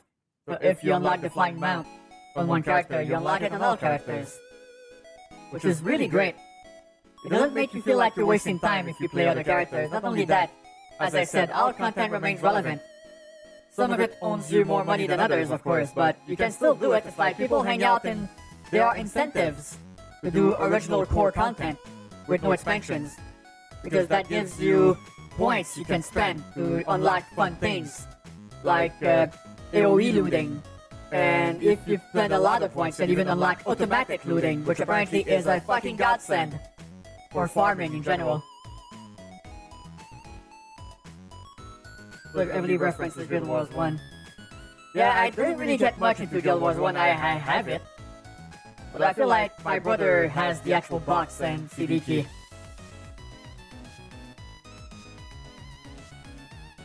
Yeah, the maxed out guild in Guild Wars 1 as a single person. Ooh, my goodness. That's a lot. But yeah, also, Guild Wars 2 is free to play. So you can try it. You can try it for yourself, see if you like it. But yeah, there's different things, like for example, World of Warcraft is a better MMO if you want to level up with your friends. Guild Wars Final Fantasy XIV is a great MMO if you want to go through a story and play it mostly solo until the endgame. Guild Wars 2 is a good MMO if you want to spend like 30 minutes to an hour per day playing it. And that feels bad if you skip a few days or months. Although I haven't really interacted much with the group content in that game yet. I did some fractals. I do world bosses, that's what I used to do for fun. I do daily, weeklies, world bosses, and I did a little bit of fractals. So that's about what I did so far. But yeah, so far I feel like all of these MMOs have different things going for them. So if you want actual group content focused stuff, and actual group leveling stuff, then World of Warcraft and Guild Wars 2 might be better for you. If you want a more Final Fantasy story, Final Fantasy 14 might be for you then. But yeah, that's the thing though. I'm tempted to go back to Final Fantasy 14, but that's the thing though. They're starting a whole ass new story arc. And I hear it's a little bit slow to start. So I don't know if I want to invest in that again. Maybe I'm just gonna play Guild Wars. Or stick to like single player games or multiplayer games that are not MMOs. But I don't know, man. I'm a really big fan of MMOs, so maybe I won't be able to stay away. Who knows? That's for damn sure.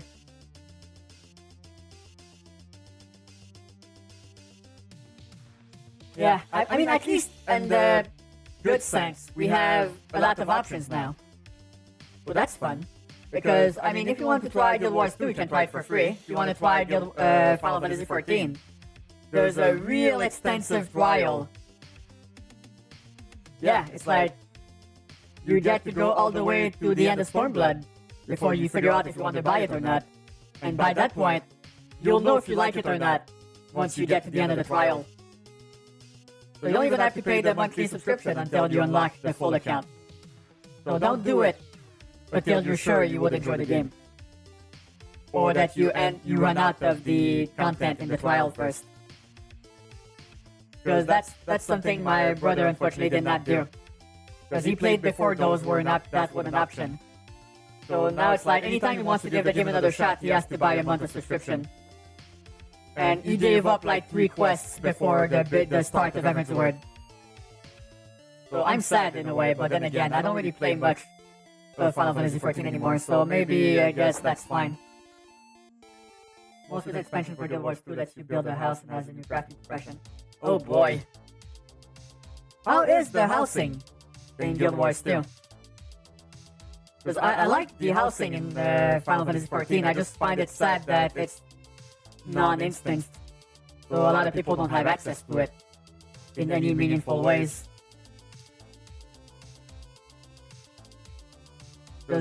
I feel like people have been asking for housing in Guild Wars 2 for a long time. And I thought they would only let us use the single player instance, the base, as our housing in quotes. But turns out no, they actually gave you a fucking house now.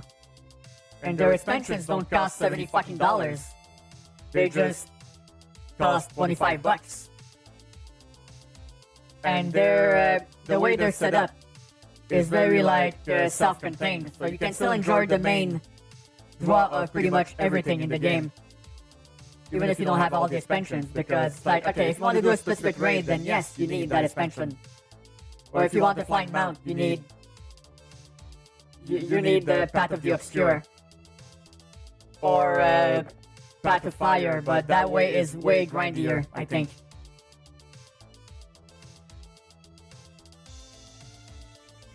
Wait, you did not even know that the expansion came out. I mean, it came out like a month ago.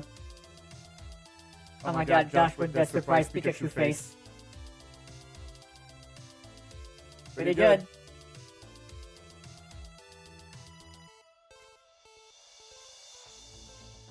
But yeah, so at the end of the day, if you like MMOs, you have a lot of options right now. And a lot of them are not tied to a monthly subscription anymore. So that's good. Because on one hand, it's good not to feel guilty whenever you don't play the game, right? But on the other, free-to-play games with no monthly subscriptions have incentive to put a lot of shit in the cash shop, which kind of fucking sucks also. So it's like you can't win. You can't win.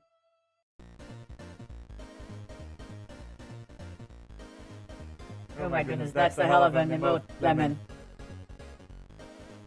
That looks like Mr. Clean. You got lost in Wukong. How's your sleep schedule these days, Thrasher? I'm assuming that's not helping.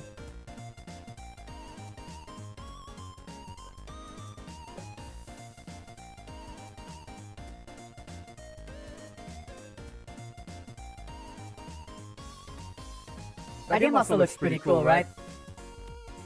But I'm kind of not in the mood for like Dark Souls type experience these days. Although I did have fun with Remnant, but right, once you start banging your head against the boss, sometimes you're just like, you know what, I think I'm gonna go play something else. You wake up at 3 AM and you sleep for 3 hours a day, oh my goodness. Do you think there might have be a medical condition that's causing you that insomnia or something? Because that can't be good for your long-term health, for sure. I'm lucky in a way, I don't have trouble sleeping myself. I have trouble waking up though. Oh my god, it's so bad. It's like, I flop around, I have to set my wake-up time an hour early. Because I just flop around my bed for an hour, unable to wake up. I smash that snooze button like it wants to give me money every time I do it, so... yeah.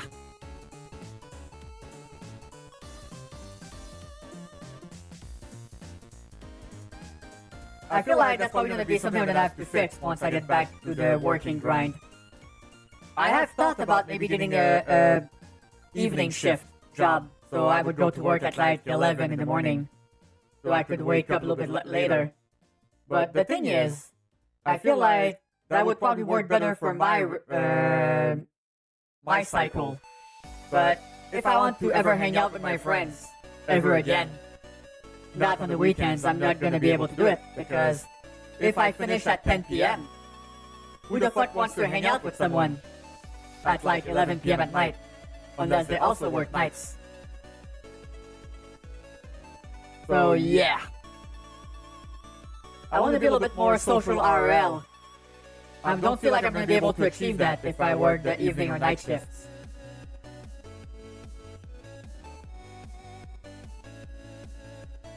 It gets better for a few days if I drink coffee again, so I might have burned out some caffeine receptors. Yeah, maybe. So if you start drinking coffee regularly, maybe that could actually help stabilize your sleep cycles. I'm gonna assume you already tried that.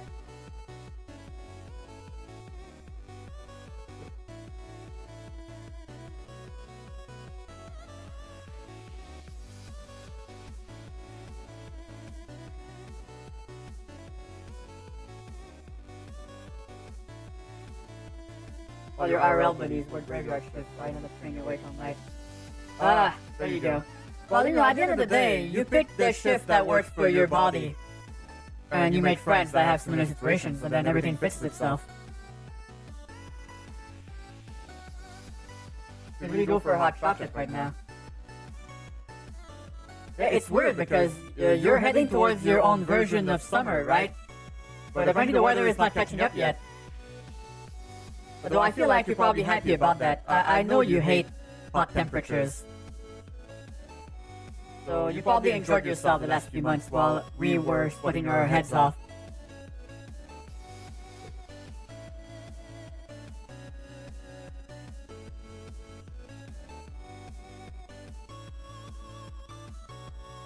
Why are you looking at me like that, Fluffy?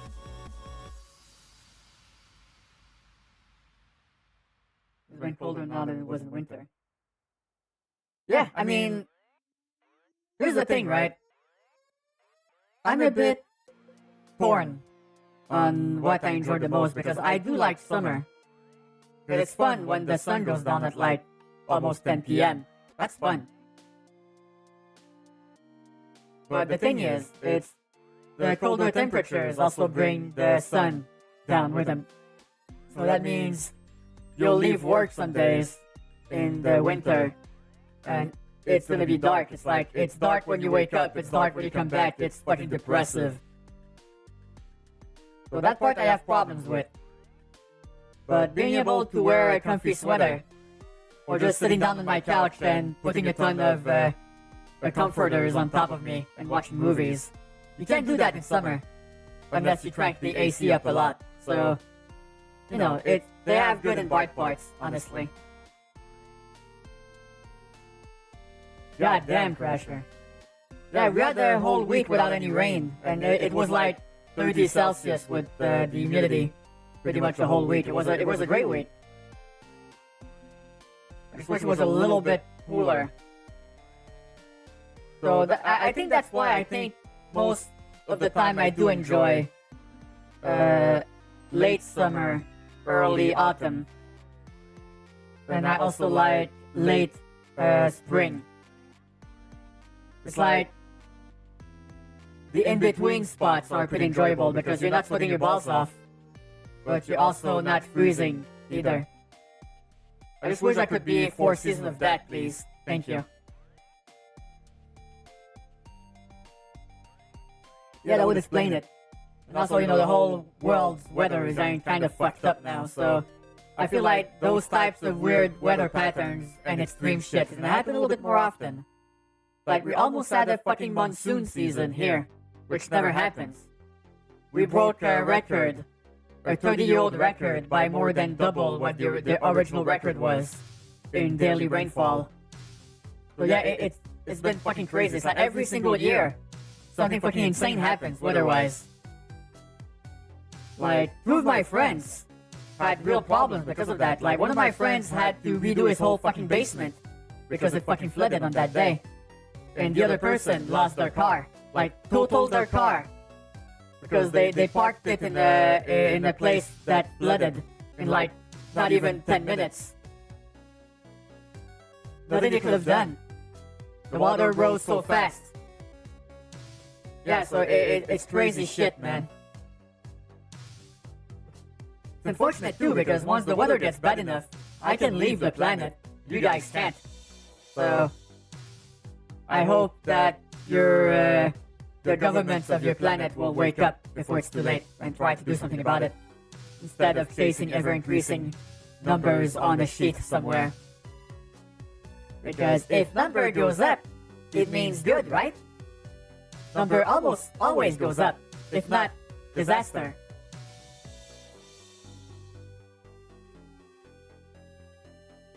That's the thing, right? That's always a question I'm asking myself about some of your Earth's systems. Number will not always be able to go up. What happens once you max it out? Because I don't feel like your system was made with that in mind. Because there will come a point where it will be impossible to get more value. It will be like extracting water from a stone. So what will your planet do once that threshold gets hit?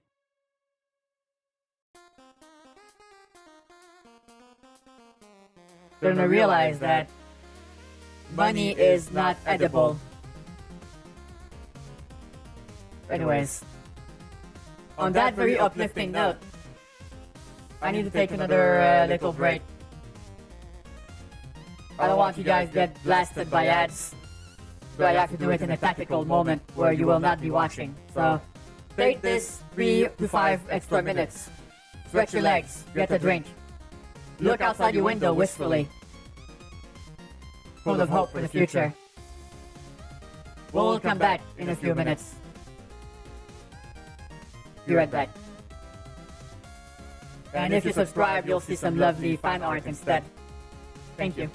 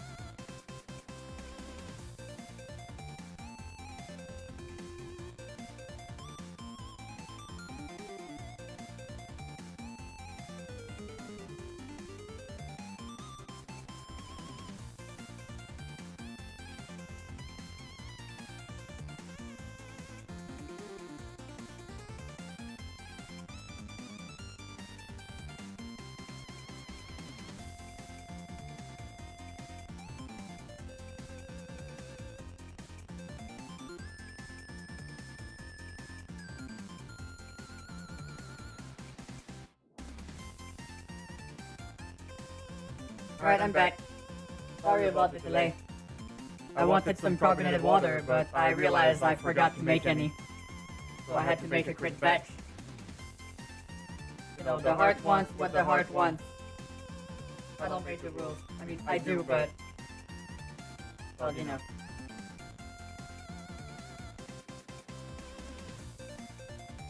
Alright, give me a sec, just getting everything set up again.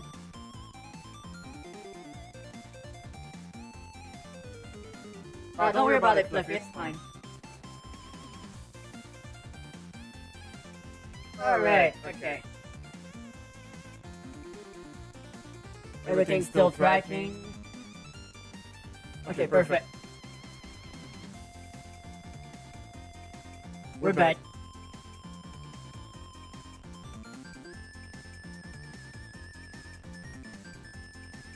Here we go. Hold on, just updating some things first. I want to make sure I don't forget anything. Alright, perfect. Hey Zap! How's it going?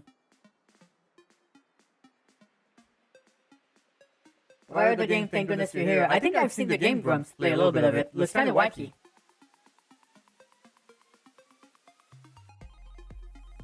Also, welcome back everyone to a comfy Saturday.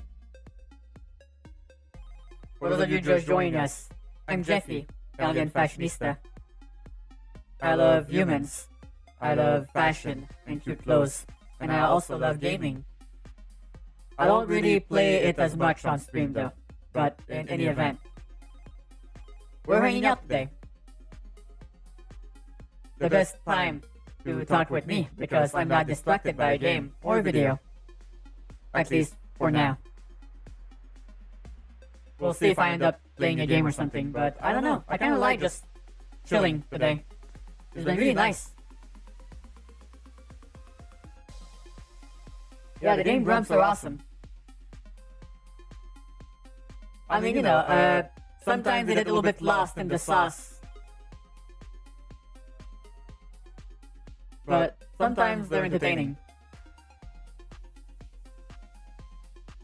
But yeah, you have to be in the mood for it though. I'll be honest. I'll be perfectly honest.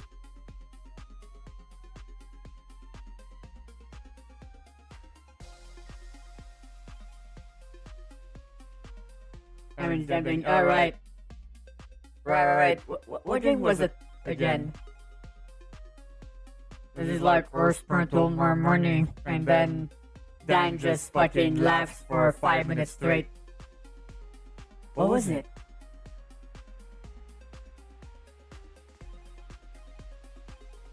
One with the boobs. Oh, right. The Dead Alive games. Right. They had to buy gifts for the girls, but they ran out of money. Did you see their recent videos about one of their fans making like whole ass music segments from random bits they made during those episodes? Oh my god, those are so good. They're so fucking good.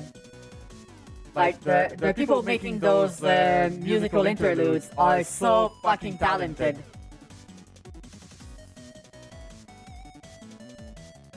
Yeah, all of the dad jokes. It's like I've noticed that the Game Grumps do make a lot of dad dissing references or sexual intercourse with dads or father figures. That seems to be a thing they like to joke about. And the people making those music songs, that's redundant. People that made those songs really leaned into that, and it was pretty funny. It was pretty funny. Like, I know they released one recently. One of their favorite part of the most recent one was the one they made, the song they made about Tony Hawk. And they made a joke about the crown, but it's like, it's a helmet. It's a helmet. Then he forgets he doesn't know what lyrics to put in, so he just starts mumbling. Yeah, that's great. I love these guys. Hey, Hope, what's up? How are you doing today? Happy Saturday. Welcome to Comfy Time. I hope you brought your talking shoes. Wait. No, that's stupid. Why would you need shoes to talk? Never mind. I feel like a better thing would be to say, hope you brought your lemon tea. Because we're gonna do a lot of yapping today. I'm in my yapping era.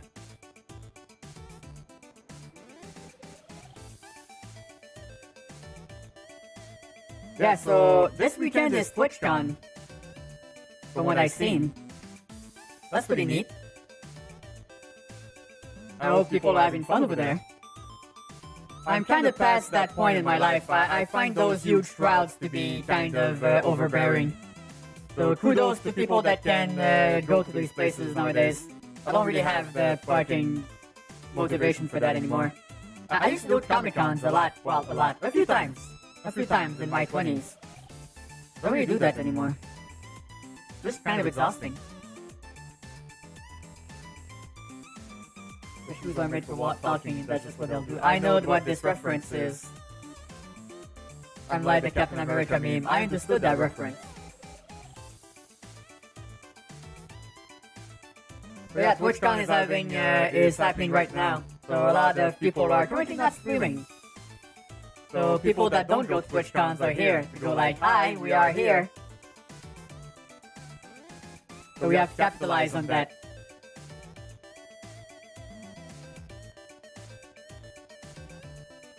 So it's been cool to see a lot of the VTubers doing meetups and stuff. That was cool.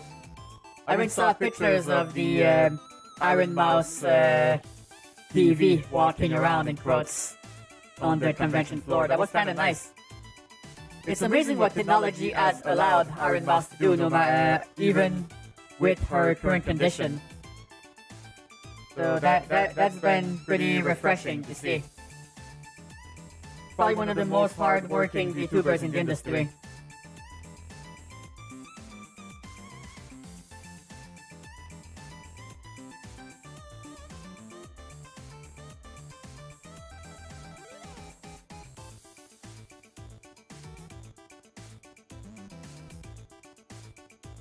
Besides stay at home con. Oh, if someone makes that, it would be a real amazing way to do it. Because that sounds so good. Just like, grab your snacks, get comfy, watch movies, stay in your PJs.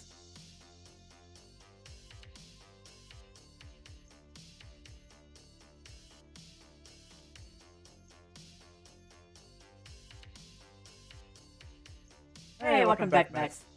Seems like your hot chocolate mission was successful.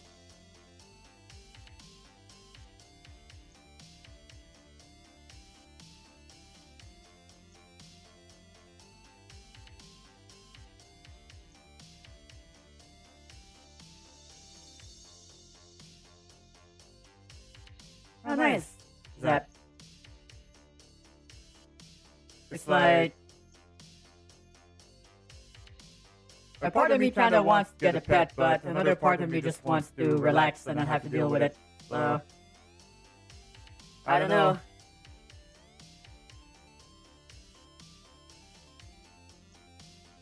Maybe I could get a cat or something.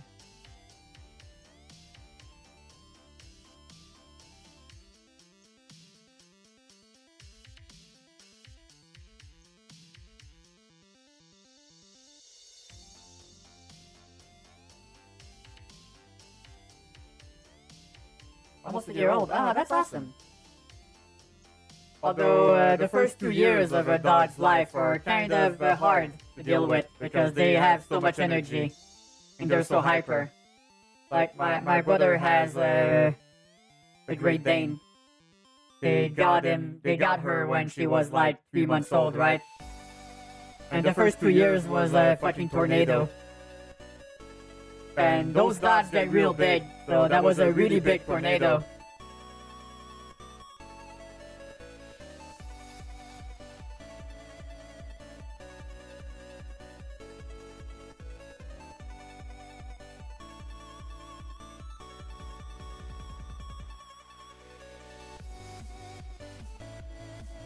But yeah, I mean, awesome if you have the time to take care of pets. They're a lot of work.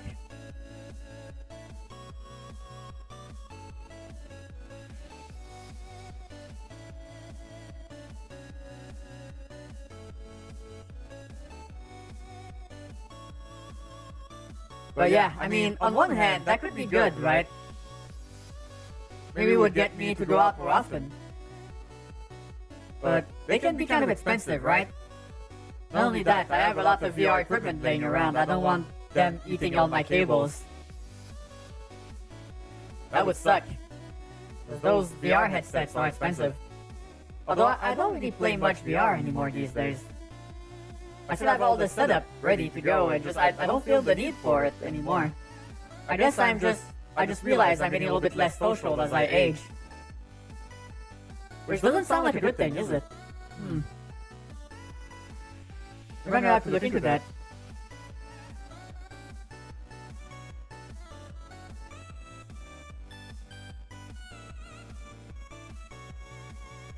Alright, well, I'm glad you're getting that taken care of. That's what I'm sure.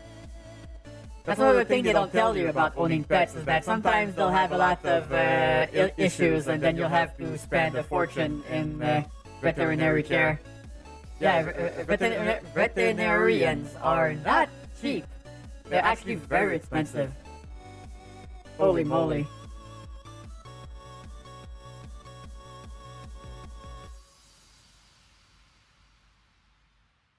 Right, if you don't want to end up with like 1,000 puppies, you have to get your dog fixed, and that's like $2,000. So that shit adds up over time. They're having a problem right now. The doggo has turned very picky eater. So they're spending a fortune in dog food trying to figure out what brand she likes now. And it keeps changing all the time. It's like she's gonna eat for a week.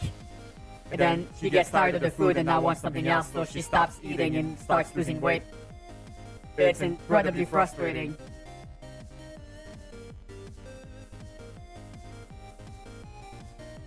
There's one thing she always eats though. She always eats like raw meat, but that's expensive, especially in Canada. So they have to find a way around that. And I'll tell you, it hasn't been easy. My brother's been telling me a few stories about that. Yeah, yeesh. These parents even get a vet to look at the animal, let alone, yeah, and it's like sometimes you'd be like, oh my god, my cat's dying, quick, to the veterinary. And then you pay $500 for the veterinary to just go like, it's just gassy. Or like, oh my god, I think my cat has a tumor, his tummy is all swollen. Then you pay $500 and the doctor goes like, no, he's just fat. And then you're so angry at yourself. Because you're like, of course he is. God damn it. So, yeah. That's something they don't tell you before you get a pet. A lot of people are like, let's get pets. And then they get it. And they're not made for that. And they end up abandoning the pet after that. So that fucking sucks. I feel like they don't give the thing, they don't give the notion of owning pets enough thought. So they just jump into it like it's buying a fucking lamp. And then when it's not all puppies and rainbows, they get rid of them. And then that just fills up the fucking kennels and the shelters. That's awful. I feel like people should take more time to think about it and be very sure they want a pet. Because a pet is an incredibly big commitment. Doesn't matter what kind of pet it is. I mean, sure, some of them are more work than others. Like, if you buy a goldfish, that's not gonna require the same amount of work than a dog. Especially large breeds. Gotta take all of the dogs also out every fucking day. Multiple times, really. And I'll tell you, it doesn't sound appealing when it's like minus 40 Celsius outside at 5 in the morning to go walk the dog because you gotta go to work in an hour. That sounds like a fucking nightmare to me. Which is why I don't have pets yet.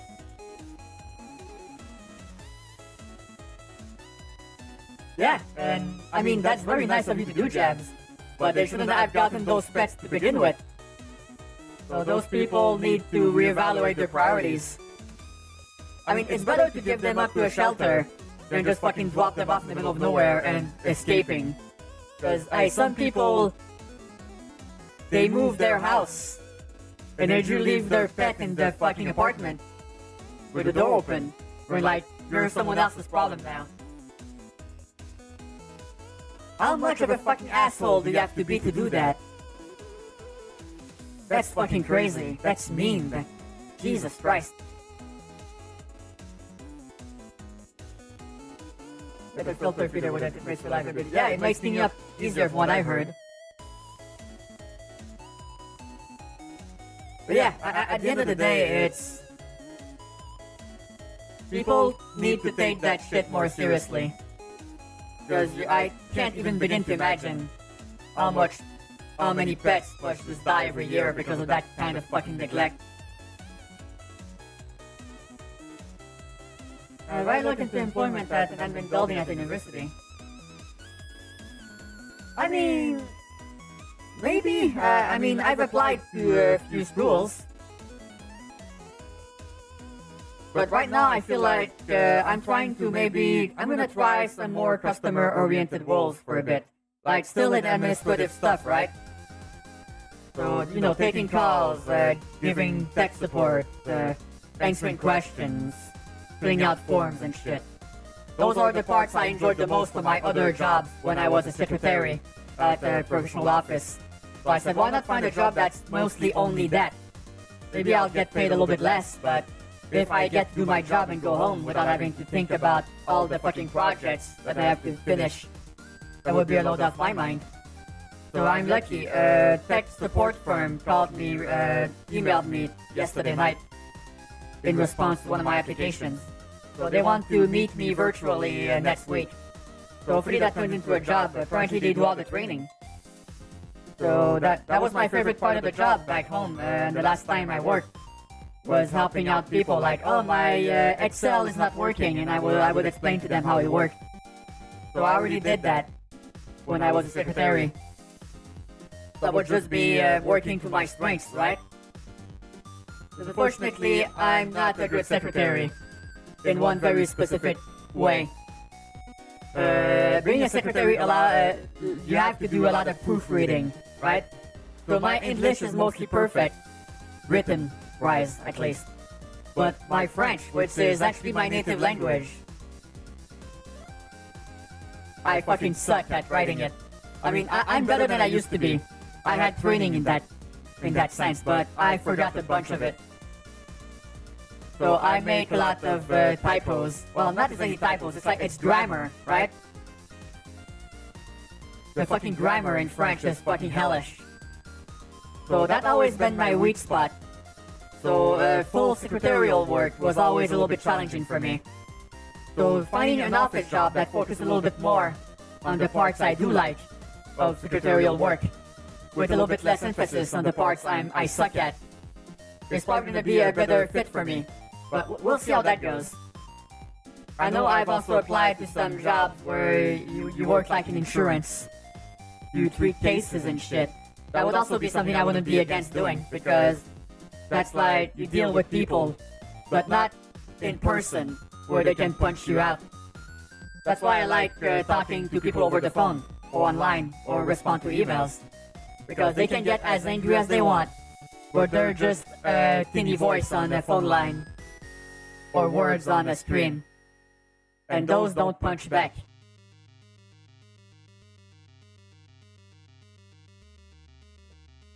Yeah, that's all the rage these days, Fluffy, from what I hear. Virtual job interviews. Although I'm not sure if it's the actual interview, I feel like that might be more of a pre-interview. They want to ask me some questions about my resume. They probably want to know about some of the breaks I took. Because if you don't know, for some of the people that joined us more recently in my VTubing adventures, I went full-time streaming from like 2021 to late 2022. So that's a hole in my resume.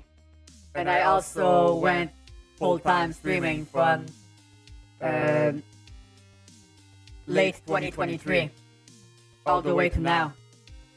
So I've been off work for about a year. And apparently people, human resources really hate holes in a resume. Although I did not put a hole in there, I put myself as an independent contractor during those period of time, because I did do commissions, consulting work, video, and I did not say I was streaming, but I put all of my skills in contractual work, like video, audio editing, social media work. So we'll see if that actually works, or if they're gonna call bullshit on that. Because I don't want to tell people I stream in my professional life. I don't find it relevant. Not only that, I like my anonymity. I like to remain anonymous. That's why I have the voice changer also. Not only does it fit the character, it also allows me to be completely anonymous in real life.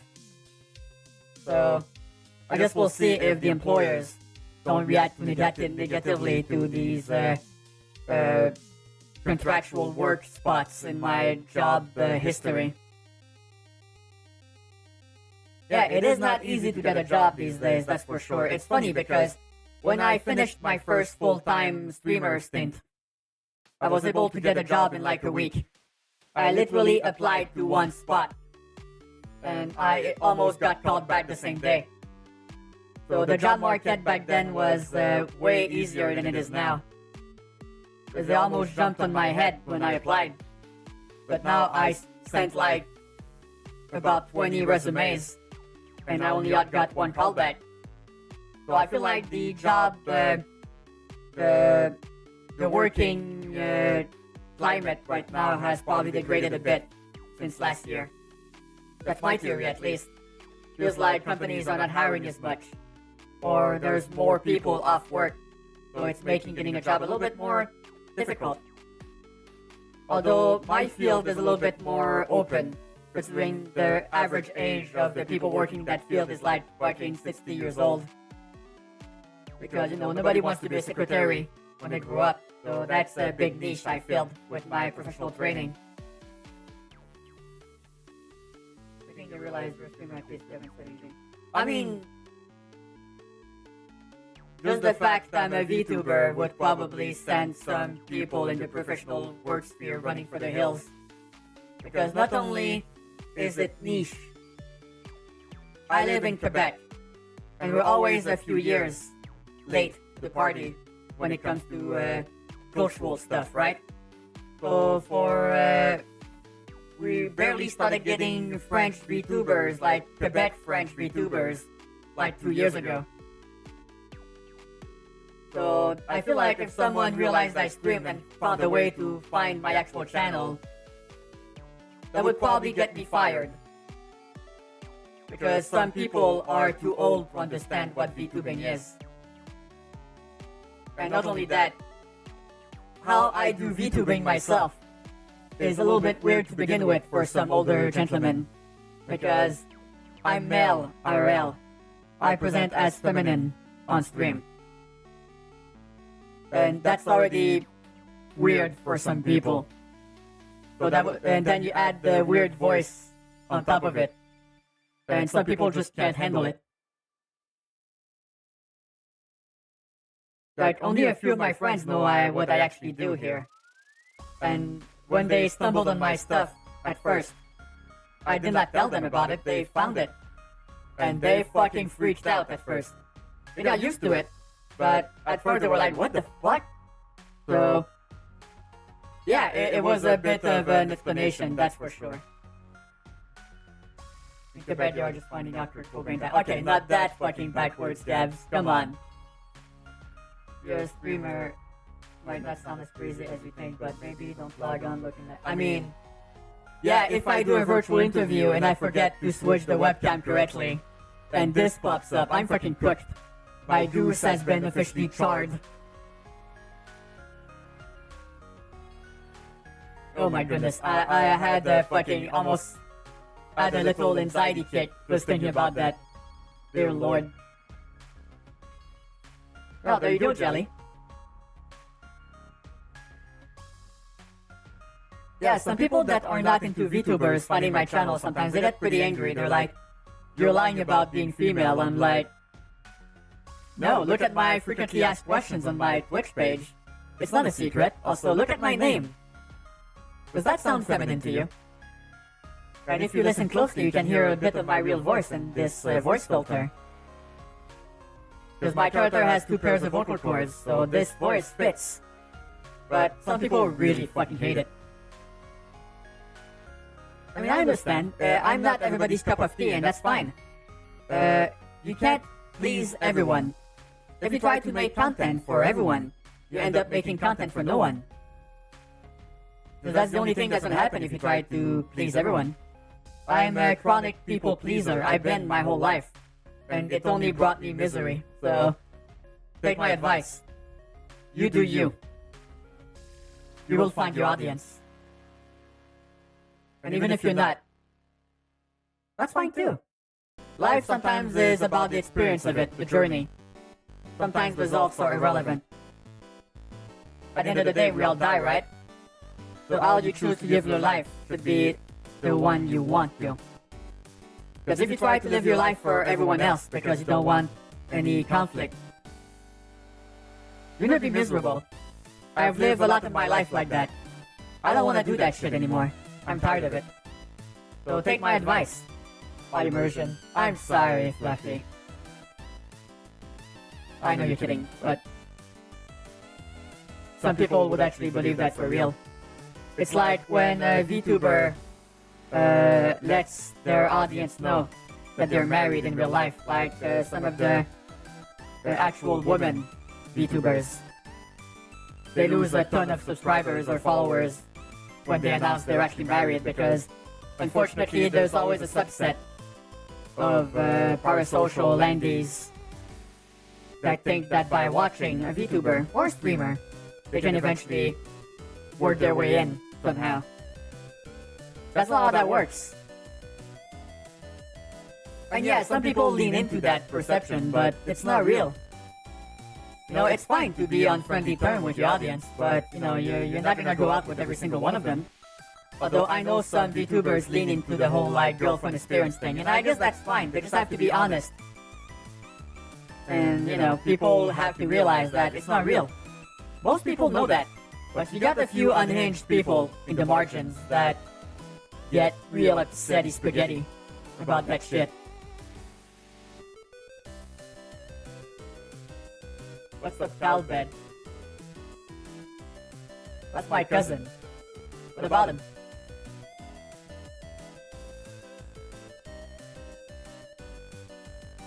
You know what? I was about to say something, but it's dumb.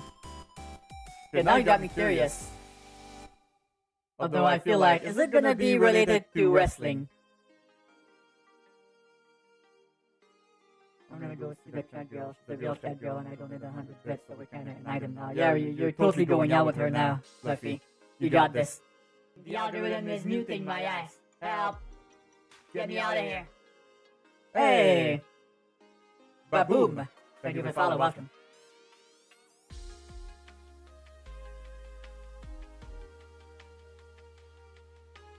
Yeah, I don't know, it's like...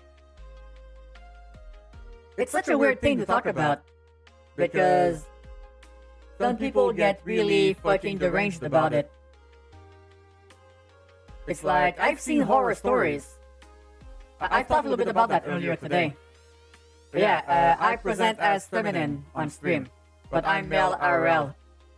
And even I get some real thirsty ass DMs sometimes. So I can only begin to imagine the horrors a lot of actual women streamers must get. But imagine opening your DMs and it's just like penis, penis, penis everywhere. That must get pretty disturbing at some point, right? Also, who the fuck does that? I don't understand that human behavior. It's like, what makes a person think about sending a picture of their genitals to another person? Especially unsolicited. Like out of nowhere, it's like, hi, here's my genitals. Why? Does that even work? I mean, it has to be, because otherwise why would they keep doing it? I don't understand that. It's such a weird ass human mating ritual. We put them the DM to just fart on me. I mean, don't want them to see my feet once. I was like, no thanks. And most of the time I can scare them off by saying I'm male RL. That shuts them up usually. Because it's like they see the picture, they immediately go into the DMs. They don't even look at the description or they're free to ask questions. It's like they don't want to know.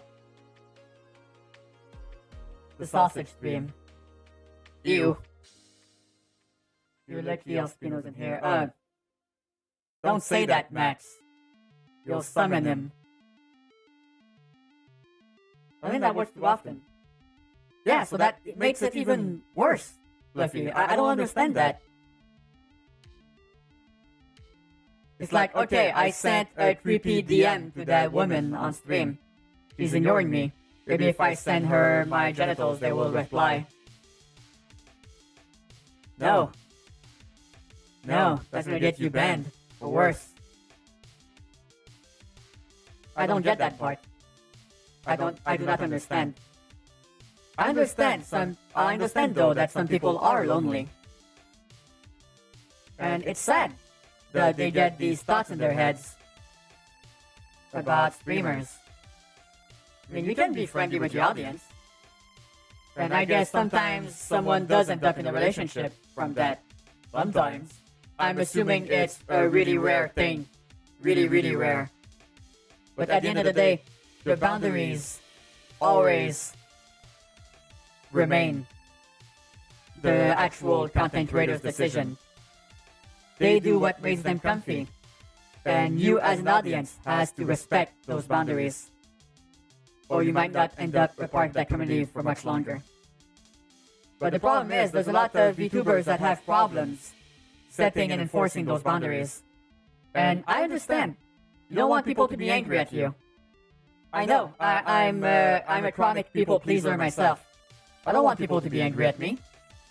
But you have to realize that all of that psychic damage you're taking from trying to please everyone is not gonna help you in the long term. So you're better off telling that person politely that you're not interested and stopping all interactions if it gets unpleasant, rather than just going along with it so they don't get angry and then it just gets so fucking creepy after that and they get all kinds of wrong ideas. Doing shit like that will make sure they stay. Yeah! Unfortunately, it's a self-fulfilling, it's like a self-fulfilling prophecy, Max. They say they'll be alone forever, but they don't take any steps to get out of that funk. So they keep saying inappropriate things that estrange them from everyone around them. They do not want to work on themselves. They don't want to figure out why they are the way they are. So they just sit down and wallow. And that self-defeating attitude is also, I mean, I don't want to blame them for it. It's necessarily not often their fault, but it's that whole inertia thing where they're lonely, but they don't do anything about it. Or they see everything. It's like, because the big problem we have right now, hold on. They're trying to see so many female models with male voices after a bit. Yeah. In the VTuber space, that is really common. But it's like anything else, really, you get used to it. It's like my voice, too. Some people hate it. But some people really hated it at first, and they got used to it in time. And some people couldn't even understand me at first, but now they hear me like I'm talking normally. Also, there's another thing about the loneliness epidemic, is that, unfortunately, there's also a very big contingent of predatory content creators out there that see these lonely people, specifically men, as prime targets for their grift. So they tell them it's not their fault. They don't have a problem. They're perfectly fine. It's just the women are the problem. And then they put all of those fucking shitty-ass thoughts in their brains, and they get turned into an incel, or they get brought into the fucking manosphere. Because it's like, I don't want to get too much into it, but at the end of the day, mutual respect is the most important thing of all. And loneliness should not be gauged on if you are in a romantic relationship or not. Because I feel like that's probably the part that gets a lot of these men really fucking stressed out. Is that a lot of male culture on your planet is based on the amount of sexual intercourse you get, or the amount of partners you get. It's like a whole bragging thing, right? A lot of them don't see women as just another human. They see them as like conquests. And that's fucking toxic, because at the end of the day, we're all sentient beings here. We all have our dreams and aspirations. And I think if a lot of those incels or lonely men out there try to focus more on themselves and also gaining friendships with men and women, not relationships, friendships, socializing in a way that does not lead to the sex thing. Because I'll be honest, sex is overrated. But then again, I'm not much of a sexual person, so I might be biased. I feel like friendships are way more important. Because you get a few friends that you hang out with, and that can change your whole fucking outlook on life. The whole vibes become different. And I feel like a lot of men don't really want to focus on that. They want a girlfriend, because otherwise their friends are gonna make fun of them. And that sucks. That should not be that way. Really not. And I feel like that over-focusing on sex and relationships, especially at a very young age, is not conducive to a healthy life. So that might be a little bit weird, but I feel like if you focus on yourself, you make friends. You know, you go to parties, you make friends, you talk, you hang out, no matter if they're men or women. I feel like the relationship thing will happen organically over that time. And even if it doesn't, that doesn't mean anything. Doesn't mean you're a bad person, doesn't mean you're a failure, doesn't mean you're a loser. It's just life. Life is a series of experience. And having a significant other is not hard luck requirements to being happy. It can feel like that if you haven't had the relationship before. But friendships can fill that niche almost perfectly. And for the sexual stuff, you can do that yourself. There's nothing wrong or shameful about that. Even if other people want to tell you that, they're wrong. And they need to mind their own fucking business. I feel like life would be so much better if a lot of people stopped judging each other like that. It's such a waste of time and energy, man.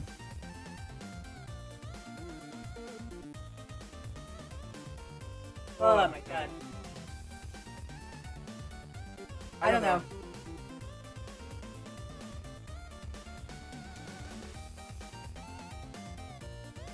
Food for thought.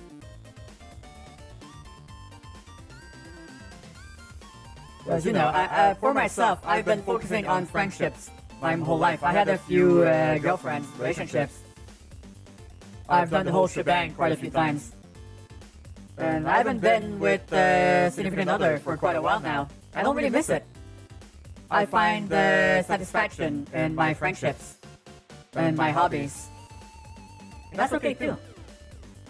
If I ever meet another person I want to shack up with, as they would say, that's fine also. I just don't see that as an objective in my life. And I've been much happier ever since that decision was made. It simplifies things also. And it can also cause you to be more appealing to the opposite sex too, because if you're not over-trying all the time, that becomes an appealing thing to someone, because you seem more aloof. So bonus, unintended bonus. Anyways, that was your Cheffy Bet tip of the day. You're welcome. They're probably one of the most important things. Because you don't choose your family, Fluffy. You're born into it. But your friends, you pick them. And they can be your actual family in cases where your real family is a bunch of assholes.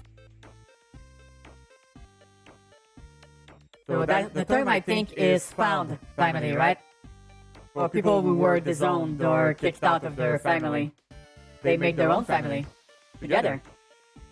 And those can be even better because they're the ones you choose to associate with. I was lucky. I have a good relationship with my parents and my family. I know many such people do not have that luxury. So being able to surround themselves with people they actually want to be around is a lifesaver for them. Because the family members they were grown up with were not there for them. And that can cause permanent, well not permanent, but lifelong issues. Especially if the family members are of the sociopathic kind, where they isolate their kids. That's fucking heartbreaking. I've seen a lot of stories. So many nightmares. People who have all the odds stacked against them in life. And once they get out of those abusive family situations, that's when the actual real life begins. And then they wonder why they were always so depressed when they were back home with their family, because that whole family was using them or draining them mentally. And when they actually get out and taste what actual life feels like, it's night and day. They feel like a whole new person, because they kind of are. Because they don't have all of that toxic ass garbage holding them back. No, family's great. But if they're a toxic piece of garbage, don't just stay around them because they're your family and that's what you have to do. Life's too short for that kind of bullshit. You only have one. It's not a video game. You die, you die. At least until they unlock clones. Until then, we'll see, but for now, you're stuck. So make the most of your life. I know sometimes it can feel pretty hopeless, but here's the thing. You are the architect of your future. Things might not fix themselves quickly, but the first step is always the most important one. So if you're in a toxic family environment, find a way to plan a move to get out of there as far away as you can. If you have a toxic relationship or one of your friends from a long time ago is fucking draining you mentally because they're insufferable, don't stay friends with them because you have to. You don't have to do anything. If they're no longer compatible with you, it's okay to say goodbye. I mean, in one case, I don't mean like jettisoning your friends as soon as they are sad ones. No, there's nuance to this, right? Everybody has bad days. But be more mindful of your own boundaries, is what I'm saying. Does that make sense? That makes sense, right? I want to figure out if I just been yapping incoherently. I'm trying to figure out if I was coherent or not. Was that coherent, chat? I felt like I made a good point.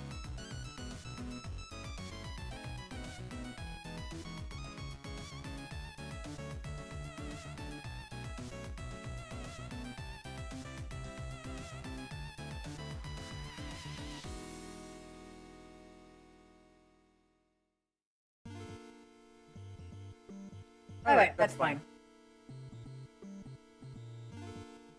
Hopefully this was of some use to someone watching.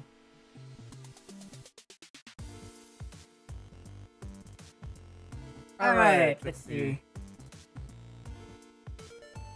Anyone watching from TwitchCon right now?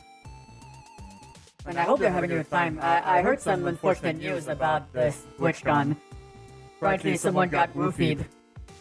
I heard it happened last TwitchCon too, so I don't know who these fucking monsters are, but they need to stop that fucking shit right now. It's like, it's already hard enough as it is, don't have to make it harder by trying to be a predator. Yeah, I know those partner parties get pretty wild, but no. That's never, there's no reason to do that. Yes, that's like the second time it happens. Luckily the person was with friends, so they were able to be taken care of, but yeah, it's just bad. Like, there's so many unhinged people out there. I even saw apparently there was some kick streamers marauding the TwitchCon floor, doing some awful shit to people. Like licking their forehead, or hugging them when they didn't want to. They got chased out by security. But once again, what the fuck is one with kick streamers? Why do they think that would be a good way to endear yourself to an audience? Why do people actually find that type of shit entertaining? How do these fucking psychopaths get audiences? I don't understand. Like, you have some streamers working really hard and they don't get basically the same attention or the same viewership as these fucking psychopaths. That's another reason why I often say that content creation is not a fair field to be in. Some people will be absolute fucking trash people, like real evil people, and they'll get a ton of viewership. While sweethearts work really hard and get a fraction of the viewership. It's like, it makes no sense to me. I mean, I guess at the end of the day, it's all supposed to be entertainment, but, you know, there has to be some limits to that kind of shit, right? It's stupid that we live in a world where hard-working streamers, like an underrated VTuber, like Heavy Divider, for example, he's been VTubing longer than I did. And it's like, he should have more viewers. He deserves them. But content creation is not a fair field. Instead, you have asshole content creators like Drama Alert, raking in millions of views by just dunking on everyone. Like the biggest assholes you've ever seen in your life. And they get like hundreds of thousands of viewers. Doesn't feel fair, does it? but it is what it is. That's what I tell a lot of newer content creators when they hop into the field, is that I know a lot of streamers tell you hard work and will make everything possible, but that's not true. That's not true, unfortunately. Hard work gives you better odds of success. But unfortunately, a lot of success in streaming content creation is luck-based. So, it is what it is. It's not fair, but you have to accept that. Because if you don't, you're gonna find content creation to be exceptionally frustrating for you. Just saying. You know, streamers that start out pretty good then devolve into annoying grifters. Yeah. Because here's the thing, right?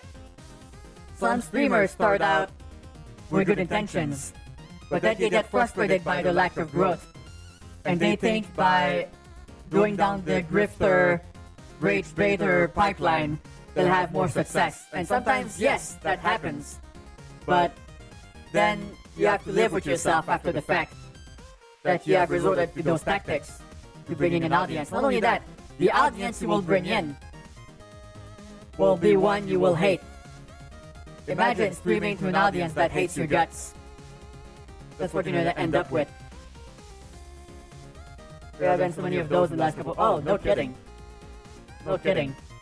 I also feel like the VTuber space is the perfect breeding ground for that type of content creator. Because they can just act like total fucking psychopaths, and once they get cancelled, they just cast away their form, their physical bodies, and inhabit a new character, hoping no one's gonna fucking notice. So being able to just avoid any type of comeuppance or consequences is what brings a lot of those psychopaths to VTubing in the first place. You remember the 21st night of September? You're right, it's today. So now we get to do that song, but I can't because I'm gonna get DMCA'd out of existence. Do you remember the 21st of September? That's the best you get, otherwise I'm gonna get fucking deleted.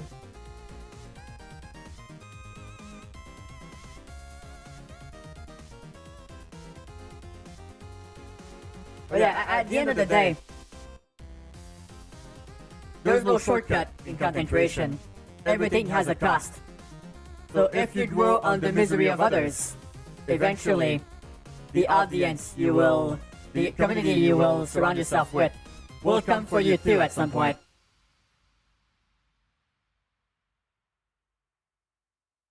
I don't know, man. I don't want to talk about that fucking guy. We might have a Twitch channel now. Honestly,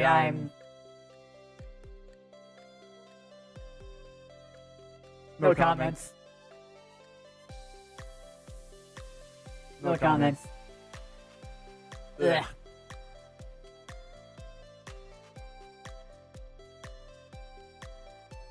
But yeah, at the end of the day, it's kind of a weird place to be in. Because content creation is such a weird space. Because it's filled with lovely people, but it's also filled with two-faced assholes that will sell you down the river for an ounce of clout. So you always gotta watch yourself, because you don't know who these people are, and it can make one very paranoid. But if you live your life in fear all the time, you won't make any friendships, and that's bad. So I feel like it's better to be trusting, then revoke that trust if someone breaks it, than assuming no one can be trusted. Jeffy, why can't I have my own Twitch channel? I'll tell you why, Vandalay, because it would probably get banned in like 2 weeks top. Because you have some pretty extreme views, man. Especially on humans.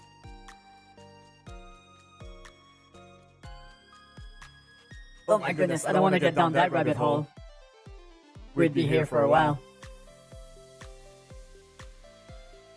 But yeah, so if you ever want to be a content creator, especially in 2024, you have to be realistic. I'll be honest, it's never been easier to become a VTuber or a streamer, but it's never been harder to succeed as one. Because you've never had so much competition, and now the algorithms are also something you have to fight against. So it's like the whole fucking environment can change on a fucking dime because an algorithm somewhere got tweaked a little bit. So that's something you have to deal with if you want to do that with any type of seriousness. I used to do that, but nowadays I take streaming more as a hobby. And I'll be honest, I've been happier ever since I went a little bit more loosey-goosey on my schedule. Because, you know, I gave it the old college try. I feel like 6 years is a pretty good amount of time to try. And, you know, I had some amount of success, don't get me wrong. I will always be forever grateful that you all have decided to stick with me this long. But at the end of the day, I don't feel like it's specifically for my personality type. I don't feel like doing it full time would be sustainable. But at least now I know. Because I always had that question in the back of my head when I was working full time. So I do not regret giving it a shot. Because that gave me all the answers I required. And fuck, I even tried that full-time thing twice. So people won't be able to say I haven't tried. That's for damn sure. Hey, Daniel. You can't graduate anytime soon. I'm only 40k away from getting it already. I will keep that in mind. Social. No, no one's graduating, Daniel. It's just the schedule is gonna be a little bit wonky sometimes, that's all. But no, I'm not graduating. It just means that I don't really have a normal schedule anymore. I announce my schedule a week in advance. I post it mostly on Mondays. If you want to know when I stream that week, keep an eye out. But I mean, sometimes I'll be streaming 2 days a week, sometimes 3, sometimes 1, and I might even skip a week or 2 sometimes too. So the best way to keep up with my content is pretty much following me on Twitch, first of all. And if you want to have even more control over that, you just have to follow me on one of my social medias. I usually announce my schedule on pretty much all of them. So it's a good way to keep up with my stuff. But I think the easiest way to keep up is to hop on our Discord server. I always announce them there. I have a channel specifically for my stream schedules. Graduating means a VTuber is not going to be... Yes, when a VTuber graduates, it means that they cease all VTuber activities, which means that they're going away. I mean, not yet, Josh. I just thought I would post my information, but yes, I might be ending soon.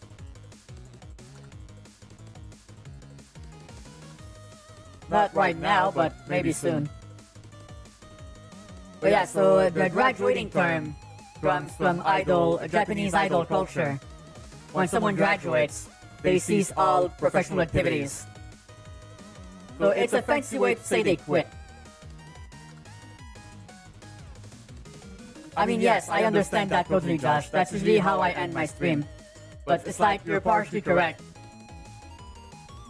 Because once I run out of things to talk about, I think I'm going to call it.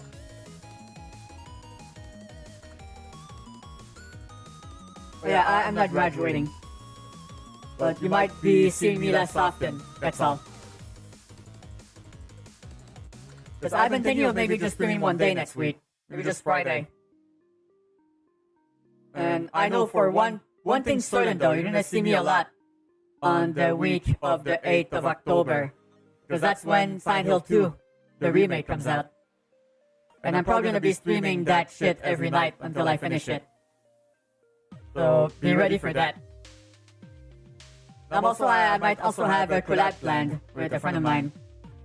I'd be coming back to Dead by Daylight. That's a hint. spent 3 hours recording an art video and it me was the best thing I found results out of the picture on the video. That fucking sucks, Daniel. I'm sorry. Yeah, always do a test recording first, please. I saved myself so much heartache by doing that and being paranoid. But hey, you have the picture though. But that's not a total waste. Don't be too hard on yourself, Daniel. Come on. Yeah, exactly. There you go. I'm gonna be your Silent Hill 2 streamer. Well, that's awesome. Thank you so much, Fluffy. Yeah, I'm excited because I've been a Silent Hill fan for more than 2 decades now. So it's nice to finally have a version of the game. If it doesn't suck, I mean. But it would be refreshing to have a version of the game. The best one of the series, in my opinion. Easily playable by a new generation of people. Because as I said last night, Silent Hill 2 is not very playable right now, unless you download the specific PC version. Because the PlayStation 3 HD remaster is a fucking piece of shit. And the more recent Silent Hill games were kind of trash. So it's like, nowadays people know Silent Hill because of the Dead by Daylight chapter, or the movies, and that makes me sad. And don't get me wrong, the first movie's great. And you know, Downpour is not too bad. But Silent Hill 2 is where it's at. So if they do the remake the right way, and they honor the franchise, and it's actually really good, then we're in business, baby. Let's say this movie we've made here together is one of the best things I've been a part of. I know that was part of the blue, but oh my god. That's so nice of you to say, Max. I agree. I feel like the community we've all built up around here together is great. And I'm so glad we did. Yeah, especially on the Discord server. It's super nice to always say good morning to people and having people reply, and everybody's so nice. That's another important part also about streaming and content creation. Be very careful and curate your community. Don't let douchebags ruin it for you. If someone's acting like a douchebag, even if you have a small community, kick them out.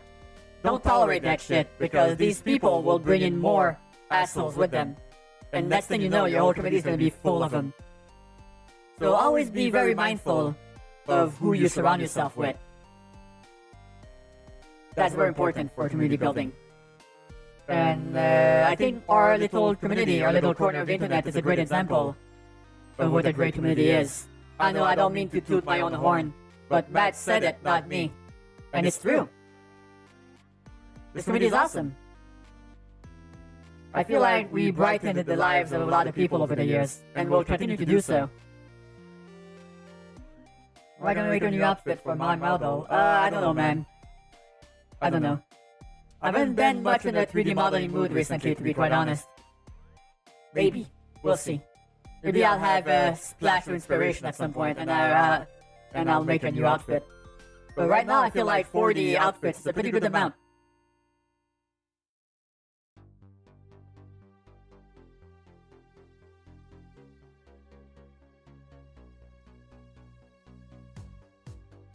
Alright. Yeah, I'm excited for the new Silent Hill game. I mean, I already played the original so many times, so I cannot get spoiled on it. But right now, if you're on social media, you better be very careful, because spoilers are flying all over the place. I'm sad too, because I mean, I can't get spoiled on the story, of course, but unfortunately, I'm getting spoiled on some location reveals. Which is sad, because the game isn't even out yet. How the fuck are they getting all those fucking pictures? Hey, Delta. You're catching me on the way out, unfortunately. I think I'm gonna call it. Oh, I feel like taking a nice hot shower. And grabbing some takeout. Because I had a pretty small lunch before stream. But I think I'm gonna take a shower and maybe order some takeout. Or maybe I'll go take a walk and go grab it myself. That'll be nice. It's pretty sunny out. Well, maybe I'll do that.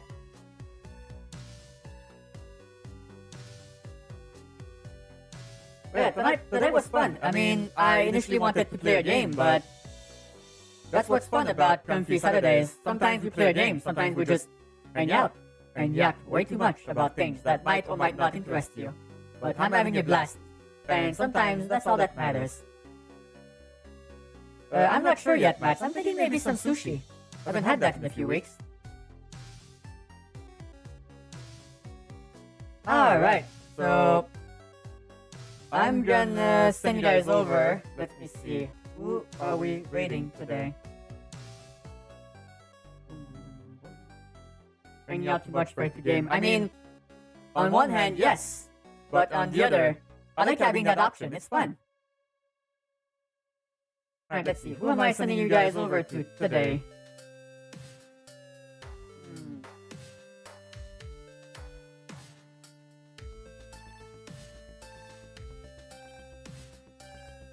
Oh, I think I'll send you guys over to Powerbide. They're playing Persona 3 Reload. That's a fun game.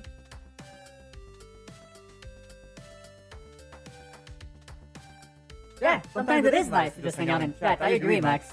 Great point. Alright, so I'm gonna send you guys over to Powerbide. And I'm gonna go get a shower. So, that was fun. Thanks so much for hanging out with me this afternoon. I hope you have a lovely rest of your weekend. And I will see you next week. Until then, remember, tomorrow is a new day. Anything is possible. Take care. See you soon.